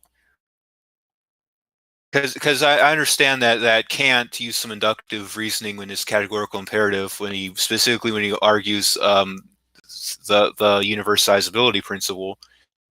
But what I'm wondering is that, like I kind of mentioned at the beginning of this video, there are parallels between the categorical imperative and the NAP. And what I'm wondering is that the categorical imperative is one way in which the NAP it's been attempted to explain the NAP. Virtue ethics and the categorical imperative are competing methodologies for explaining what the NAP is. Right. Okay, I see. I can see that, but so what you're basically arguing is that if I say formulated a set of ethics, starting with the non-aggression principle, starting with the consistency principle, that everything has to be consistent, and that from that we get self-ownership, or the Kantian equivalent would be the kingdom of ends. You can't reach consistent conclusions though using inductive logic. You might because in order to reach consistent ends, you have to have means that can show those ends are true. Otherwise, you run into all sorts of logical problems, like the ones we've covered previously. Right. I get that, but I guess here's what I'm kind of getting at. I don't see how even working within a Kantian framework, like going back to the universalizability principle, if someone's setting a separate standard of ethics for one person decides it's okay for me to do it, but not for you to do it. I mean morality.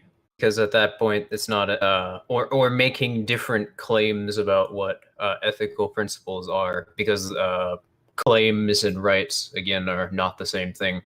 Right, but I feel like you could, using deductive reasoning, justify that Kantian concept of universalizability because of the consistency principle. You could make the claim, but you wouldn't have any ability to justify it. There would be no foundation for it. It wouldn't be a claim of truth at that point. It would just be within your own internal reasoning, as we covered previously, something that you're arguing people ought to do. And one of the problems with inductive logic is there's no way to explain. There's no way to explain that because you're working backwards. Right, I'm aware of that, but I think kind of the point I'm getting at here is that even without using inductive logic, you can still justify a lot of the principles of Kantian ethics, like that. You can deductively. If you're not using inductive logic, then they're not Kantian principles. They're the same. They might be the same claims, but they're not Kantian principles. You ask similar claims to some of the classical economists that precede them made. A lot of Say's law, for instance, but they wouldn't. An Austrian wouldn't argue that they're arguing from the physical economic theory because they cite Say's law. Right, so what you're basically saying is that even if my conclusion agrees with Kantian ethics, it's not truly Kantian ethics because I'm following a different line of reasoning to get there, is basically what you're saying. I agree with Kantians about the NAP. It's just I have a different idea of what informs the NAP. Right. Aristotelians and Kantians, at least in the context of libertarianism, do not disagree about their conclusions. It's they have different conceptions of what informs their conclusions, or what is entailed by arguing that position, or whether or not you can even bring entailments into the question. Right, but let's suppose let's look back and know that we're not talking about specifically Kantian ethics, but deontology in general. So just sort of the general idea of creating a basic system of ethics that establishes basic rights for everybody. Are you of the opinion that Kantianism specifically relies on inductive logic, or would you say that deontology, generally speaking, as a concept, has that problem as well? Yes, I would argue that both of them have that problem. Deontology is based on logic, and Kant has made it very clear that the logic he's using is the process of induction. Okay, yeah, I guess that makes sense. But what I'm wondering is that because deontology, generally speaking, kind of like what we discussed earlier in this stream, sort of the idea that my conception of virtue ethics was specifically eudaimonianism, whereas virtue ethics as a whole encompasses more than that. And because I think you can make a similar argument for deontology that a lot of people have a Kantian conception of it, but deontology as a whole can include other concepts as well. A better way to put this is agorism is libertarian eudaimonism. Okay, yeah. We're almost at 2 hours here. I'm not sure how long you guys want to go on for. We can keep going. I'm kind of thrilled this went on for 2 hours because something that I was concerned about was whether or not we could even make an hour out of this. I'm glad that that we've been going on about this we've been exploring this as we have. Right. I guess one of my I guess another way of putting that is I didn't know whether or not you were going. What was that? That was my watch. Sorry. I'm wearing headphones, so that was for me. That was loud. Sorry. Yeah, it's fine. It's just I didn't know whether or not you were going to. You have a clear understanding of deontology, or whether or not you were going to be like Chaser and just beat me over the head with how much of a libtard I am for actually I really like this. I feel like I'm learning a lot because I had a very narrow conception, but going into this, I had a very narrow conception of what virtue ethics is. Because the thing is, philosophy courses barely ever talk about it. Like they tell you the main two theories of ethics are deontology and utilitarianism, which they'll go in depth about. But virtue ethics, they won't typically spend a whole lot of time on. Which so it's not something I really had this in depth of understanding on. So I feel like I'm definitely learning a lot from this conversation. Academia doesn't want you to know about this stuff. I mean, if you look at the history of Aristotelian thought, it usually usually there's a think tank or two that develops some steam in whatever academic institution is present in the area and at the time. And what follows because of that think tank is a revolution in scientific thought, and then starts promoting Platonist thinkers, and then you get a Dark Age period. That's what happened. That's Aristotle himself. There was an Islamist philosopher who I can't remember the name at the time, who introduced Aristotelian thought to the Gulf states around the 8th century, and that led to the Islamic Golden Age. And then some Platonist came along.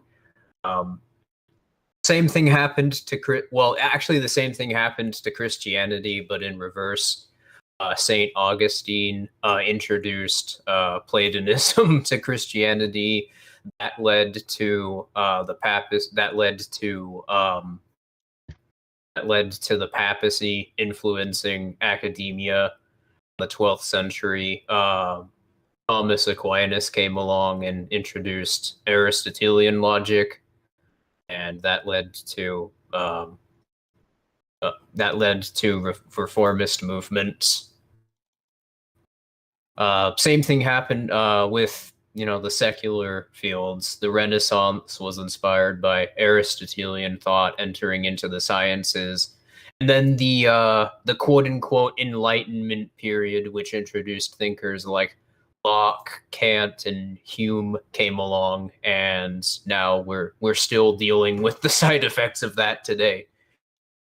Yeah, that's interesting. I think we could probably do a whole conversation about how like the state and the establishment like just screwed up education so much. Well, and that's the reason specifically, though, why there's such a pattern with the state suppressing Aristotelian thought or trying to subvert its implications, because Aristotelian thought, of course, taken to its logical conclusion, would basically lead to all sciences being able to be formulated in a proof of work system. If that happens, there wouldn't be things like academia or any sort of proprietors for arbitration, etc. So, like I 100% believe that if taken to its conclusion, Aristotelian logic would complete the sciences.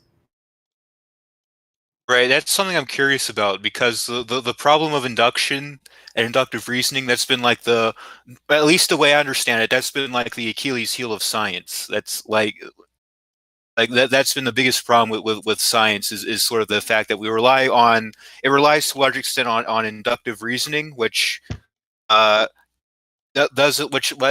we've discussed before, lacks an objective logical basis, but for some reason people still seem to trust for some reason. Do you want to comment on that, Heretic? It's because it's been institutionalized, and that's how people are taught to approach information. Yeah, I know that the people who are watching this are wondering why I've been quiet, and it's not like I've been shut out or anything, like, not at all. It's just that, I mean, I'm enjoying listening to this conversation, and I don't really have much to add to it. But yeah, the whole thing about, I think I described it earlier, where the scientific fields have been heavily institutionalized, not just in the sense that they're centralized around highly models that go back to literally the medieval period, but also are built around a series of incentives and structures around modern states that strongly encourage and incentivize not only participation in them, but also the extent to which it's only possible to even education through institutions created by the state, and the government will aggress against you should you wish to take on any alternatives that the state does not approve of. I mean, sure, there is homeschooling in several Western countries, but the fact of the matter is, like, you still need to beg permission to teach your own kids, and you have to do so in a manner that the state approves of, and are subject to having your kids taken away from you at any moment for any reason they wish, so the state still exercises absolute dominion over you. Not to say nothing of the... Sorry, I wasn't quite finished. To say nothing of the stranglehold that the U.S. government and its various subsidiary governments in the state and local areas have over academia. Direct subsidies, where they receive grants, where they receive certain legal protections for certain shenanigans, and what this has resulted in is a huge centralization of academic knowledge, research, while keeping out alternatives. Fortunately, there has been in the last few years, especially, a growing movement of DIY researchers and physicists and biologists who are making all sorts of amazing strides in multiple scientific fields. So fortunately, that monopoly is being broken up, but it does showcase the extent to which that academia, knowledge, and science in general is centralized around a series of incentives set by the state. And as I'm sure you've heard the old saying before, he who pays the piper calls the tune. When the state gets to dictate the terms by which academia and research and science, etc., exist, they decide what fields of research are able to be pursued, how they're going to be pursued, and in multiple instances, what those results are going to be. Long story short, Aristotelian logic makes in any system or model of thinking which is based around proof by authority incoherent, which is why you see it clashing with academic institutions throughout history. Again, it even happened to Aristotle himself. He absolutely embarrassed Plato, and then he got kicked out of the Academy of Athens. Yeah, that's kind of funny when like your own student becomes smarter than you, and well, it's very embarrassing for the master to have a student that surpasses them. I mean, how many times have we seen not just our own personal experiences, but other YouTubers who have had been mentored by other bigger names, and then they end up surpassing their masters, and there's drama about that. I think it actually happened with Sargon. Yeah, that does sound very familiar. I don't remember the details, but it's like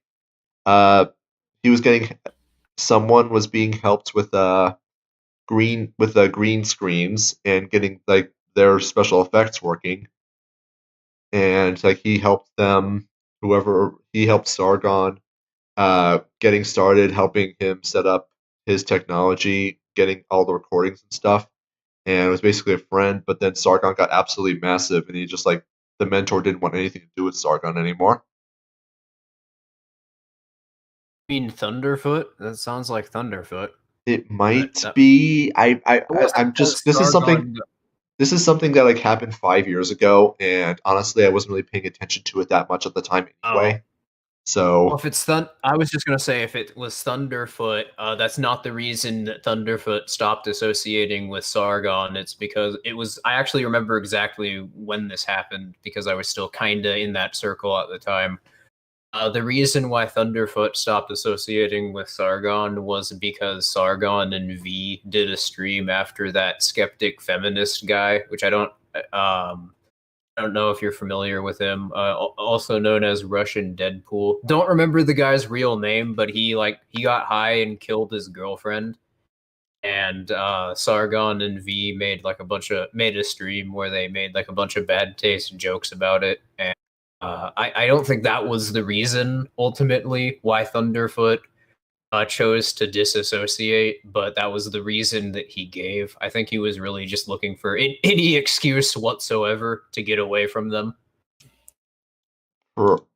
Probably this is not something I'm going to be recalling all that much, but yeah, you're probably right. The reason why I assume that this is what you're talking about is because Sargon literally made a video with a title something along the lines of "Don't outgrow" or something. Yeah, that's probably why I remember it. It might have been Thunderfoot. Again, my recollection is not perfect. That's what he was talking. That's what he was talking about. He was a Thunderfoot's video, and I didn't think Thunderfoot supplied Sargon with his graphics and equipment. Mm-hmm. Thunderfoot had been around for years before Sargon was around. Mm-hmm. So anyways, where were we?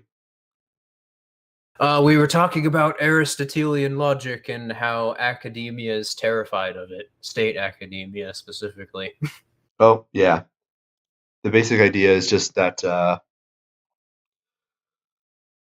it's very threatening to all sorts of models, and especially a lot of people's careers.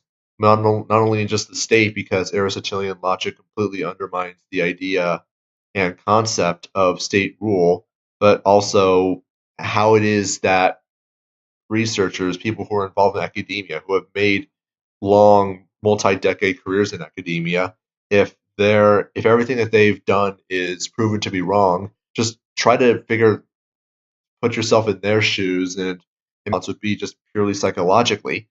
You've basically lived your life in vain. Everything you've done in your entire career has just been entirely put up in smoke.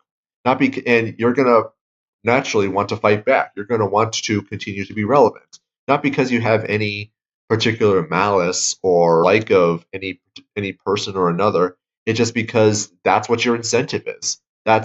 You're experiencing the pressure that is being put upon. That's just your natural response. And yeah, Kajoltad, I like what he's saying in the comments that you can see this in quite a number of other places as well, like government school teachers who will purport themselves to be authorities, but are never subject to questioning. And will, if you ever question, they'll either try to browbeat you into submission or even just write you up for disciplinary action. And I It's have not so much. I It's do not so have much. personal experience with the former. Yeah, it's not Yep. so much that the discipline models are around trying to browbeat you into submission, so much as it is when you're in that time of your life where you're just learning how to process, and government schools give you basically, and they try to tell you what science is, what study is, and it's all it doesn't have any logic to it. It's based entirely what you do is based entirely just on what you were told by the teacher, or what the curriculum tells you is the correct way to do it. And if you try to question that, you can't finish your schoolwork. So it basically tries to condition you into being unable to actually critically think about studies and what information's being presented. Actually, you guys made me think of a funny story I have from back in high school. So back in high school art class, I drew a fox in a bikini on the beach, and the teacher, the office, because it was like inappropriate, and like she tried giving me detention or whatever. And I actually she looked up the school rules to see what like the definition of inappropriate was, and I said, "Yeah, this doesn't count." And I still got detention for it though. Yeah, I don't know what the school standard of inappropriate is, but I'd imagine that it probably relied on some sort of very questionable standard, where if somebody claimed that something adhered to that standard, it couldn't really be challenged. Yeah, like I actually looked up and said, "Here, this doesn't meet the criteria. I'm not guilty," and I still got in trouble. Well, that's the point. The whole point is for these rules to be so vaguely written that whoever in authority that just happens to take a particular dislike to you at any moment to have their way. And that's the whole point of the schooling system and the incredibly hierarchical of education and academia that they wanted to create. It's not about scientific advancement, it's just about obedience to authority. And it goes without saying that when in any contest where two people have completely different and mutually exclusive interpretations of a particular set of information, whether that be rules or even just some text or some piece of fiction, naturally whoever on the totem pole is going to have greater precedence. Now, how is this useful for academic research, for scientific advancement, for technological growth? It isn't, but it doesn't matter because it's useful for the state. Yeah, and I guess we're done with the debate at this point. I was just going to say one last thing about about state power and academia is, well, institutions that are built upon state power and defended by the state, characterized by the state, is ultimately they can create their justifications, their rules, so to speak, because because these institutions are coercively funded, and in the school's case, you're forced to associate with it. Ultimately, they don't really need this as a standard of justification. They only exist as pretext.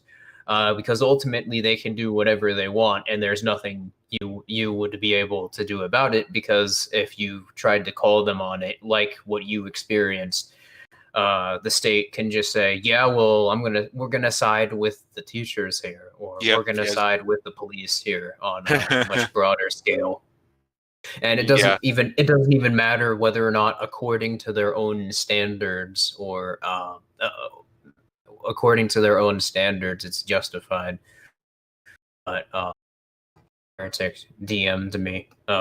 It's the thumbnail for the video that we're putting up tomorrow. Yeah, and I will say, as this pandemic has been a huge pain in the ass. It's caused a lot of suffering and misery, but there are some silver linings to it. One of them being is that state politicians, by ordering schools to shut down or go virtual or something, they're actually undermining like the biggest tool for peddling. Mm-hmm.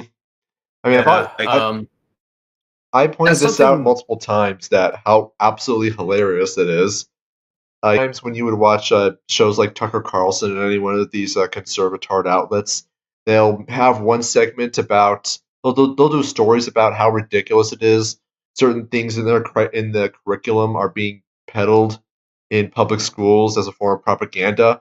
I'm pretty sure people remember the 1619 Project, a attempt or based on a editorial piece in the New York Times, I believe it was, or the New York Post. What they wanted to do was to create an entirely different narrative of American history, where everything good that ever happened in America was the result of black people, and everything evil that happened in America was the result of white people. I'm not surprised. That's so you'll have Tucker Carlson talking about how horrible and terrible it is with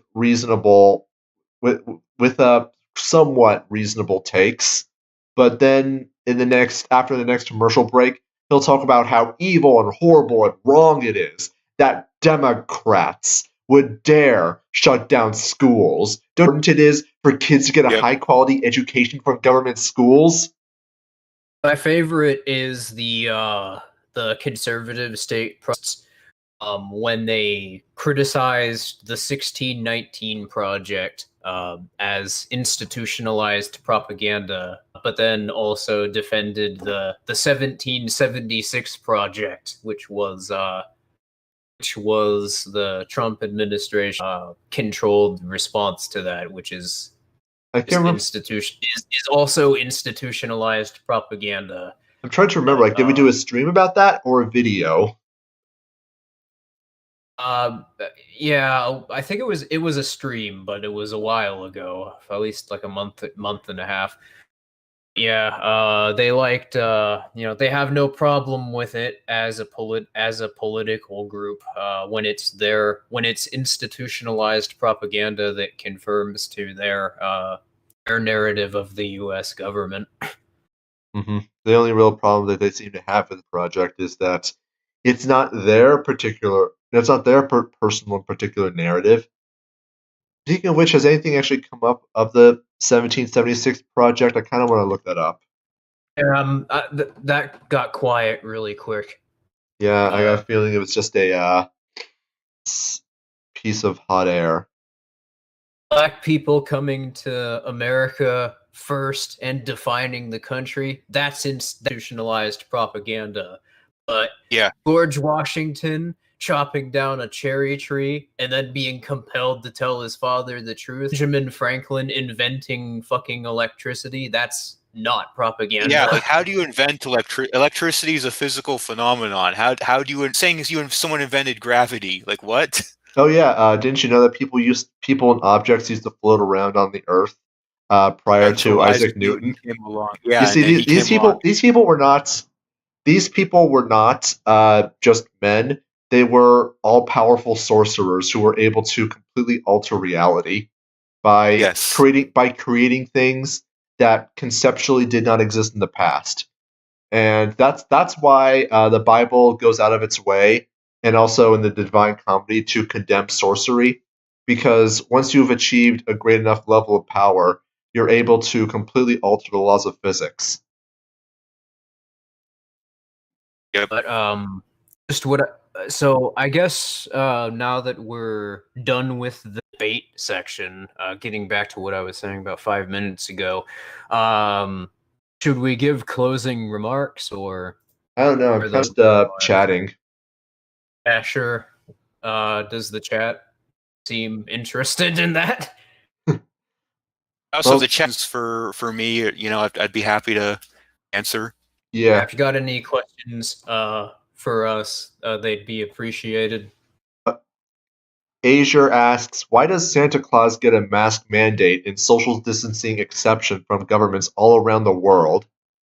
You see Governor Gretchen Whitmer's video. She tried Yeah. using Santa Claus in the propaganda video with kids. Yeah, and I Actually covered it. I covered it on my channel. It's like the most cringy fucking thing, like uncomfortable thing in the world. I watched like maybe 20 seconds of it because it was painful. Although, I know. I mean, then again, it's like I have to think like Santa Claus is supposed to be immoral. Why would why would something that's more mild than the flu even be a mild annoyance to him? Like the man has been alive like Lord knows how long at this point. I don't think something less likely to kill you than the flu ain't gonna hurt him. I doubt it. No. And the mall Santa they got to do for that video was just like the worst. Like his suit wasn't even looking fat. He was like half-assed doing a Santa voice. It was like pretty sure it's just a homeless guy they picked up off of the street outside of the Capitol. Mm-hmm. Well, my theory is that was someone in the government who was like not real popular with upper management, and that's how he got stuck with that. Say, dress up in the Santa suit and say the line, and we'll give you an ounce of crack. Fauci says that he vaccinated Santa as well, which, in all honesty, God. the quack. I honestly don't know if he knows which end of the needle to plunge into someone's arm. Such a quack, he probably believes Santa exists. I mean, I've personally probably injected more hypodermic needles into creatures than Fauci has. And I'm saying this because, like, as I'm sure our audience is aware, I live on a ranch where we have goats, and but every now and then we do have to give the goats injections, usually like when something is wrong with them. And I've probably given dozens of injections so far through a hypodermic needle. The video of the girl fainting after taking a vaccine. Yeah, I saw that. Someone shared that. Yeah, I remember that. People are developing cerebral palsy after taking the vaccine. Well, here's the kicker about that. A vaccine is basically just it's herd immunity in a needle. It's a weaker strain of the virus that's supposed to just basically prepare your body to do in the event that the virus enters the system. So the fact that your brain, you could have like a brain aneurysm because you get this vaccine suggests that itself suggests there's something in the vaccine that doesn't have anything to do with COVID. Because to my knowledge, getting a symptom of developing COVID is shriveling up and turning into a corn cob. So yeah, I mean, it gets even worse. It gets even worse because just the other day I saw, it wasn't the Snopes article, but it was a screenshot of a Snopes article where Snopes was asking, does the COVID-19 vaccine sterilize women? No, this report is false. I mean, sure, the CEO of Pfizer did say that the vaccine has a protein blocker that prevents the placenta from being developed in pregnant women, thus preventing pregnancies from coming to term. But it does not sterilize women. That's just wrong. And I've been skeptical of this virus, skeptical of this whole vaccine thing, because people are debating whether or not to make it mandatory. And the thing is, at this point, it practically is mandatory because even if the state doesn't outright mandate it, there's still the message they're sending is that your right to live your normal life and be happy, is being held hostage behind this vaccine. Unless, of course, you just print out fake COVID vaccine report cards, which, That's by the way, you can find some in the pinned comment section in the Backalley Discord. So if you need one of those cards, but you don't want to become sterile and have a stroke, go ahead and print those out, and then just write information you can find online on them. Well, I mean, one of the videos, just find someone else to write some random name signature. Yeah, what I wanted to do from Sandra the teacher when they were talking about like immunity passports or like vaccination certificates you get on your phone. The first thing that came to mind was like, people are going to figure out how to hack this shit and falsely reproduce it. Already have. Yes, yeah. That's already happened, and if you want to get some fake vaccine passes, go ahead and print them out. Go into general of the Backalley Discord, and the top pinned comment is a copy. For legal reasons, and because we're on YouTube, we can't say that people should or ought to do this. However, we're just going to point out that it is available, and what people do with that information, well, it should at least help you study it and be able to be more skeptical when people present to you their COVID pass on paper, so you are aware that they are fake, or that these fakes could exist. Wink, wink. Mm-hmm. God, I just personally, my favorite part about the whole lockdown thing, and I observed this quite a while ago, is that they've accelerated the destabilization of the political economy and the transition into the information age by several years. Oh yeah, we're so late into the debt spiral right now, that in order to try to save the political economy, the state now has to contradicting its own interests. I love how the state's so financially unstable that the most stimulus they can give out is $dollars. There's actually an update to that. Sorry, you were saying something? I was going to say, we need to keep those stonks up. How do we do that? Print more money. We also can't have all of that money enter into our political economy because that'll immediately crash the system. How do we do that? We make it so everybody can't work. Oh no, people are starting to find out that they don't need white market jobs because of these barriers to entry that we've created. How do we deal with that? By making it so people can spend again. Oh no, people can spend again, and that's gonna collapse the political economy. Now we gotta shut it all down. There's these morons who say that we can perpetuate the lockdown by having the government give stimulus money to people, so they don't have to worry about getting a job. But it's like less people are working and being productive. So where's that money going to come from? That's kind of the problem with that. It's not only about people being productive. It's about keeping the lights on. It's about the government keeping the lights on for another 5 minutes. Now, I've actually brought this up with people, and for some reason they take it literally that their only interest is keeping a light switch on in certain government buildings on for a period of. They're taking that literally, but it's just pointing out. I don't freaking know. Because this guy I brought it up to often accuses me of being too literal, but he's a boomer, and boomers are giant fucking hypocrites, so it's not terribly surprising. But that said, yeah, that's why this is going on, because in an economy where people are, actually being productive, people are actually working even in white market wage cuck jobs, are able to get assets, and if that happens, then too many people getting too many dollars at once would cause significant price inflation, which would bring... gonna try. Sorry, what were you gonna say? Yeah, go ahead.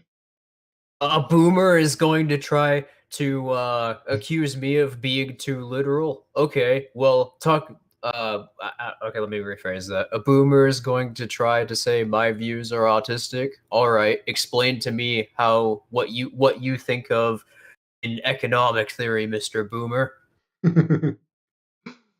Well, you see, economics are what happens when the government says that people can have private property rights.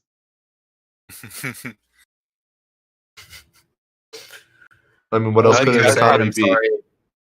Yeah, like the people, Sorry, I cut you off. What were you saying?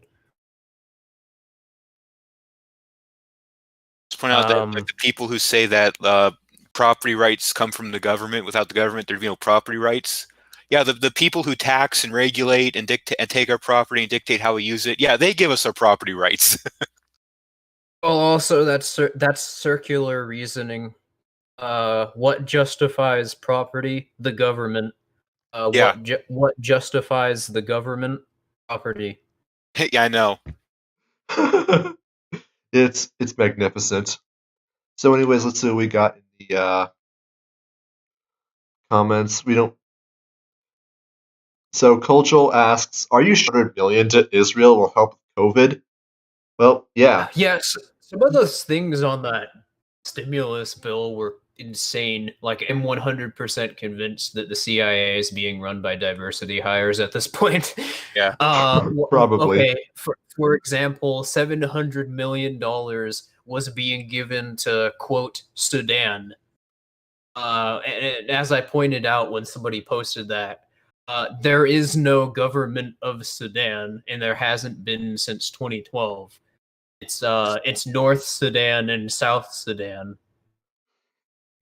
Like, Jesus fucking Christ. I know that you're the government, so by default you're going to just be unbelievably incompetent.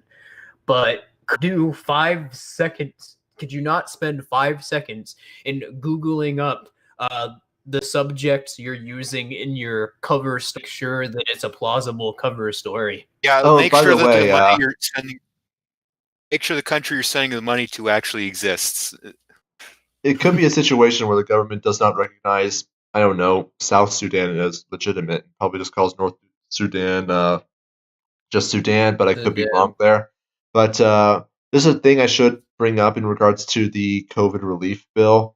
From what I've heard, it has been vetoed by the Orange Man, and they're going to be increasing the $600 payment to $2,000, which I'll probably get in about 6 months. I still never got 1200. So I think I got mine actually, but it was like 6 months after. And so that's why I'm saying I think I'm gonna get my $2,000 in Litecoin after that. Yeah, yeah, because that's basically all the stimulus bill is good for, increasing the girth of my crypto portfolio. Take this stimulus money and use it to buy a bunch of Bitcoin miners and be like, there you go, government. I'm using your own money against you.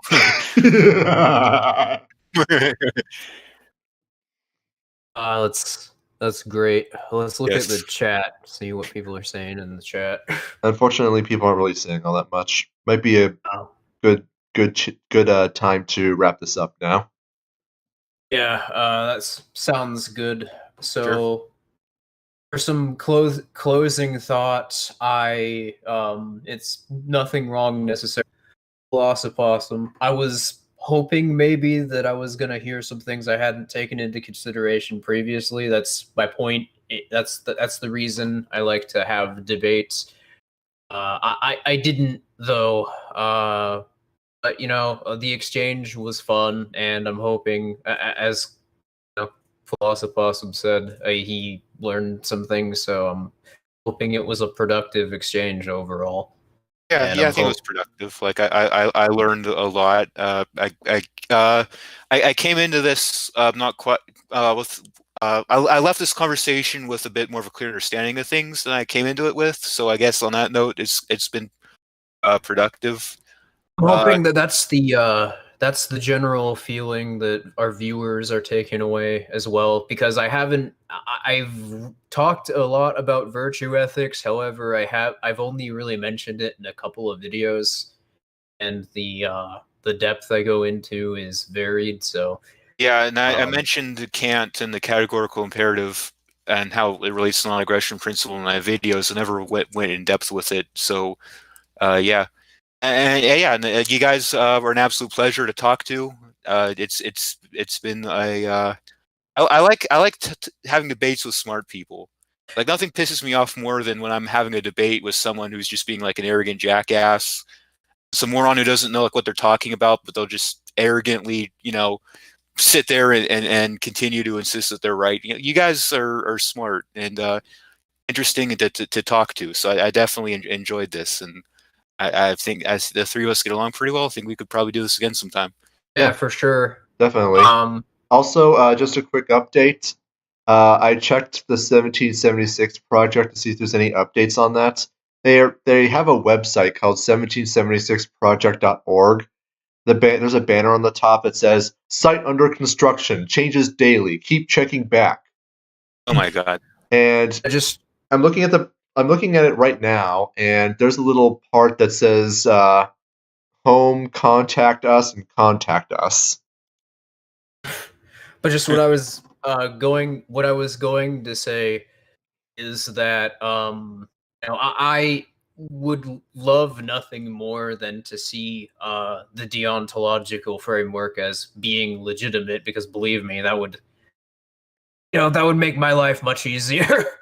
Because being a virtue ethicist and exploring concepts like property, contract theory, and criticizing other approaches to those things in libertarian circles has put a pretty big target on Heretic and I's back. But right, I can't do that. I haven't. I've and I used to be a deontologist, so I'm not. I actually came to this perspective looking at deontology and comparing it to all of these other principles, but realizing there were some problems with my own methodology. And the best one, the one that carries the most explanatory power, is the virtue ethicist framework. So I'd be more than willing to hear how there are some issues with it, but the closest thing I've heard to a rebuttal is Aristotle had some whack views on physics, which considering that tome that's from was written 2,500 years ago, is not surprising, but also it's not even entirely clear that Aristotle wrote that, because he some historians contend that those were they're not all those essays, not all of them are written in the same style, so it's thought that those were just a collection of notes Aristotle took of his students trying to put forward their conclusions. Right. And I understand there are gaps or sort of issues with the categorical imperative. I understand it's not like a fully fleshed out system.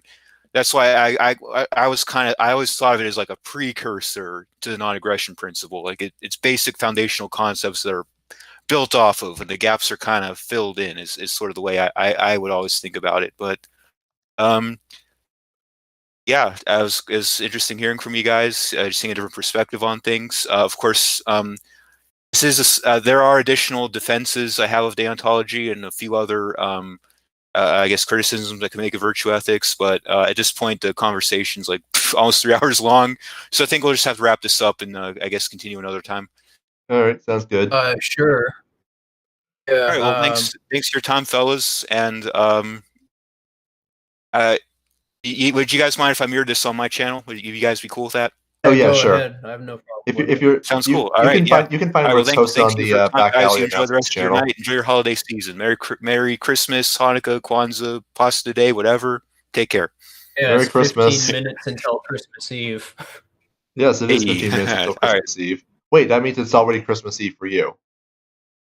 Oh yeah, because I'm on the East Coast. I'm an hour ahead of you guys. So yeah, it's Christmas Eve for me. Well, Merry Christmas, everyone who's watching, because we're not gonna. I mean, Heretic's gonna probably have an essay up tomorrow, but we're not gonna have any videos or content specifically on the subject, so we can We could just say that now and not have to worry about it. Yeah, I'm just gonna say this right now. Although it's gonna be up on Christmas Eve, it's not a Christmas video. It's not. Yeah, sadly, but it's going to be interesting. Some might consider it to be a Christmas present because it's going to start a series of essays that people might enjoy that both Heretic and I are going to make throughout the next couple of years. But yeah. So, anyways, yeah. Everyone, thanks for stopping by, and we'll see you next time. Go check out Philosophossum's channel if you're interested and you liked what he had.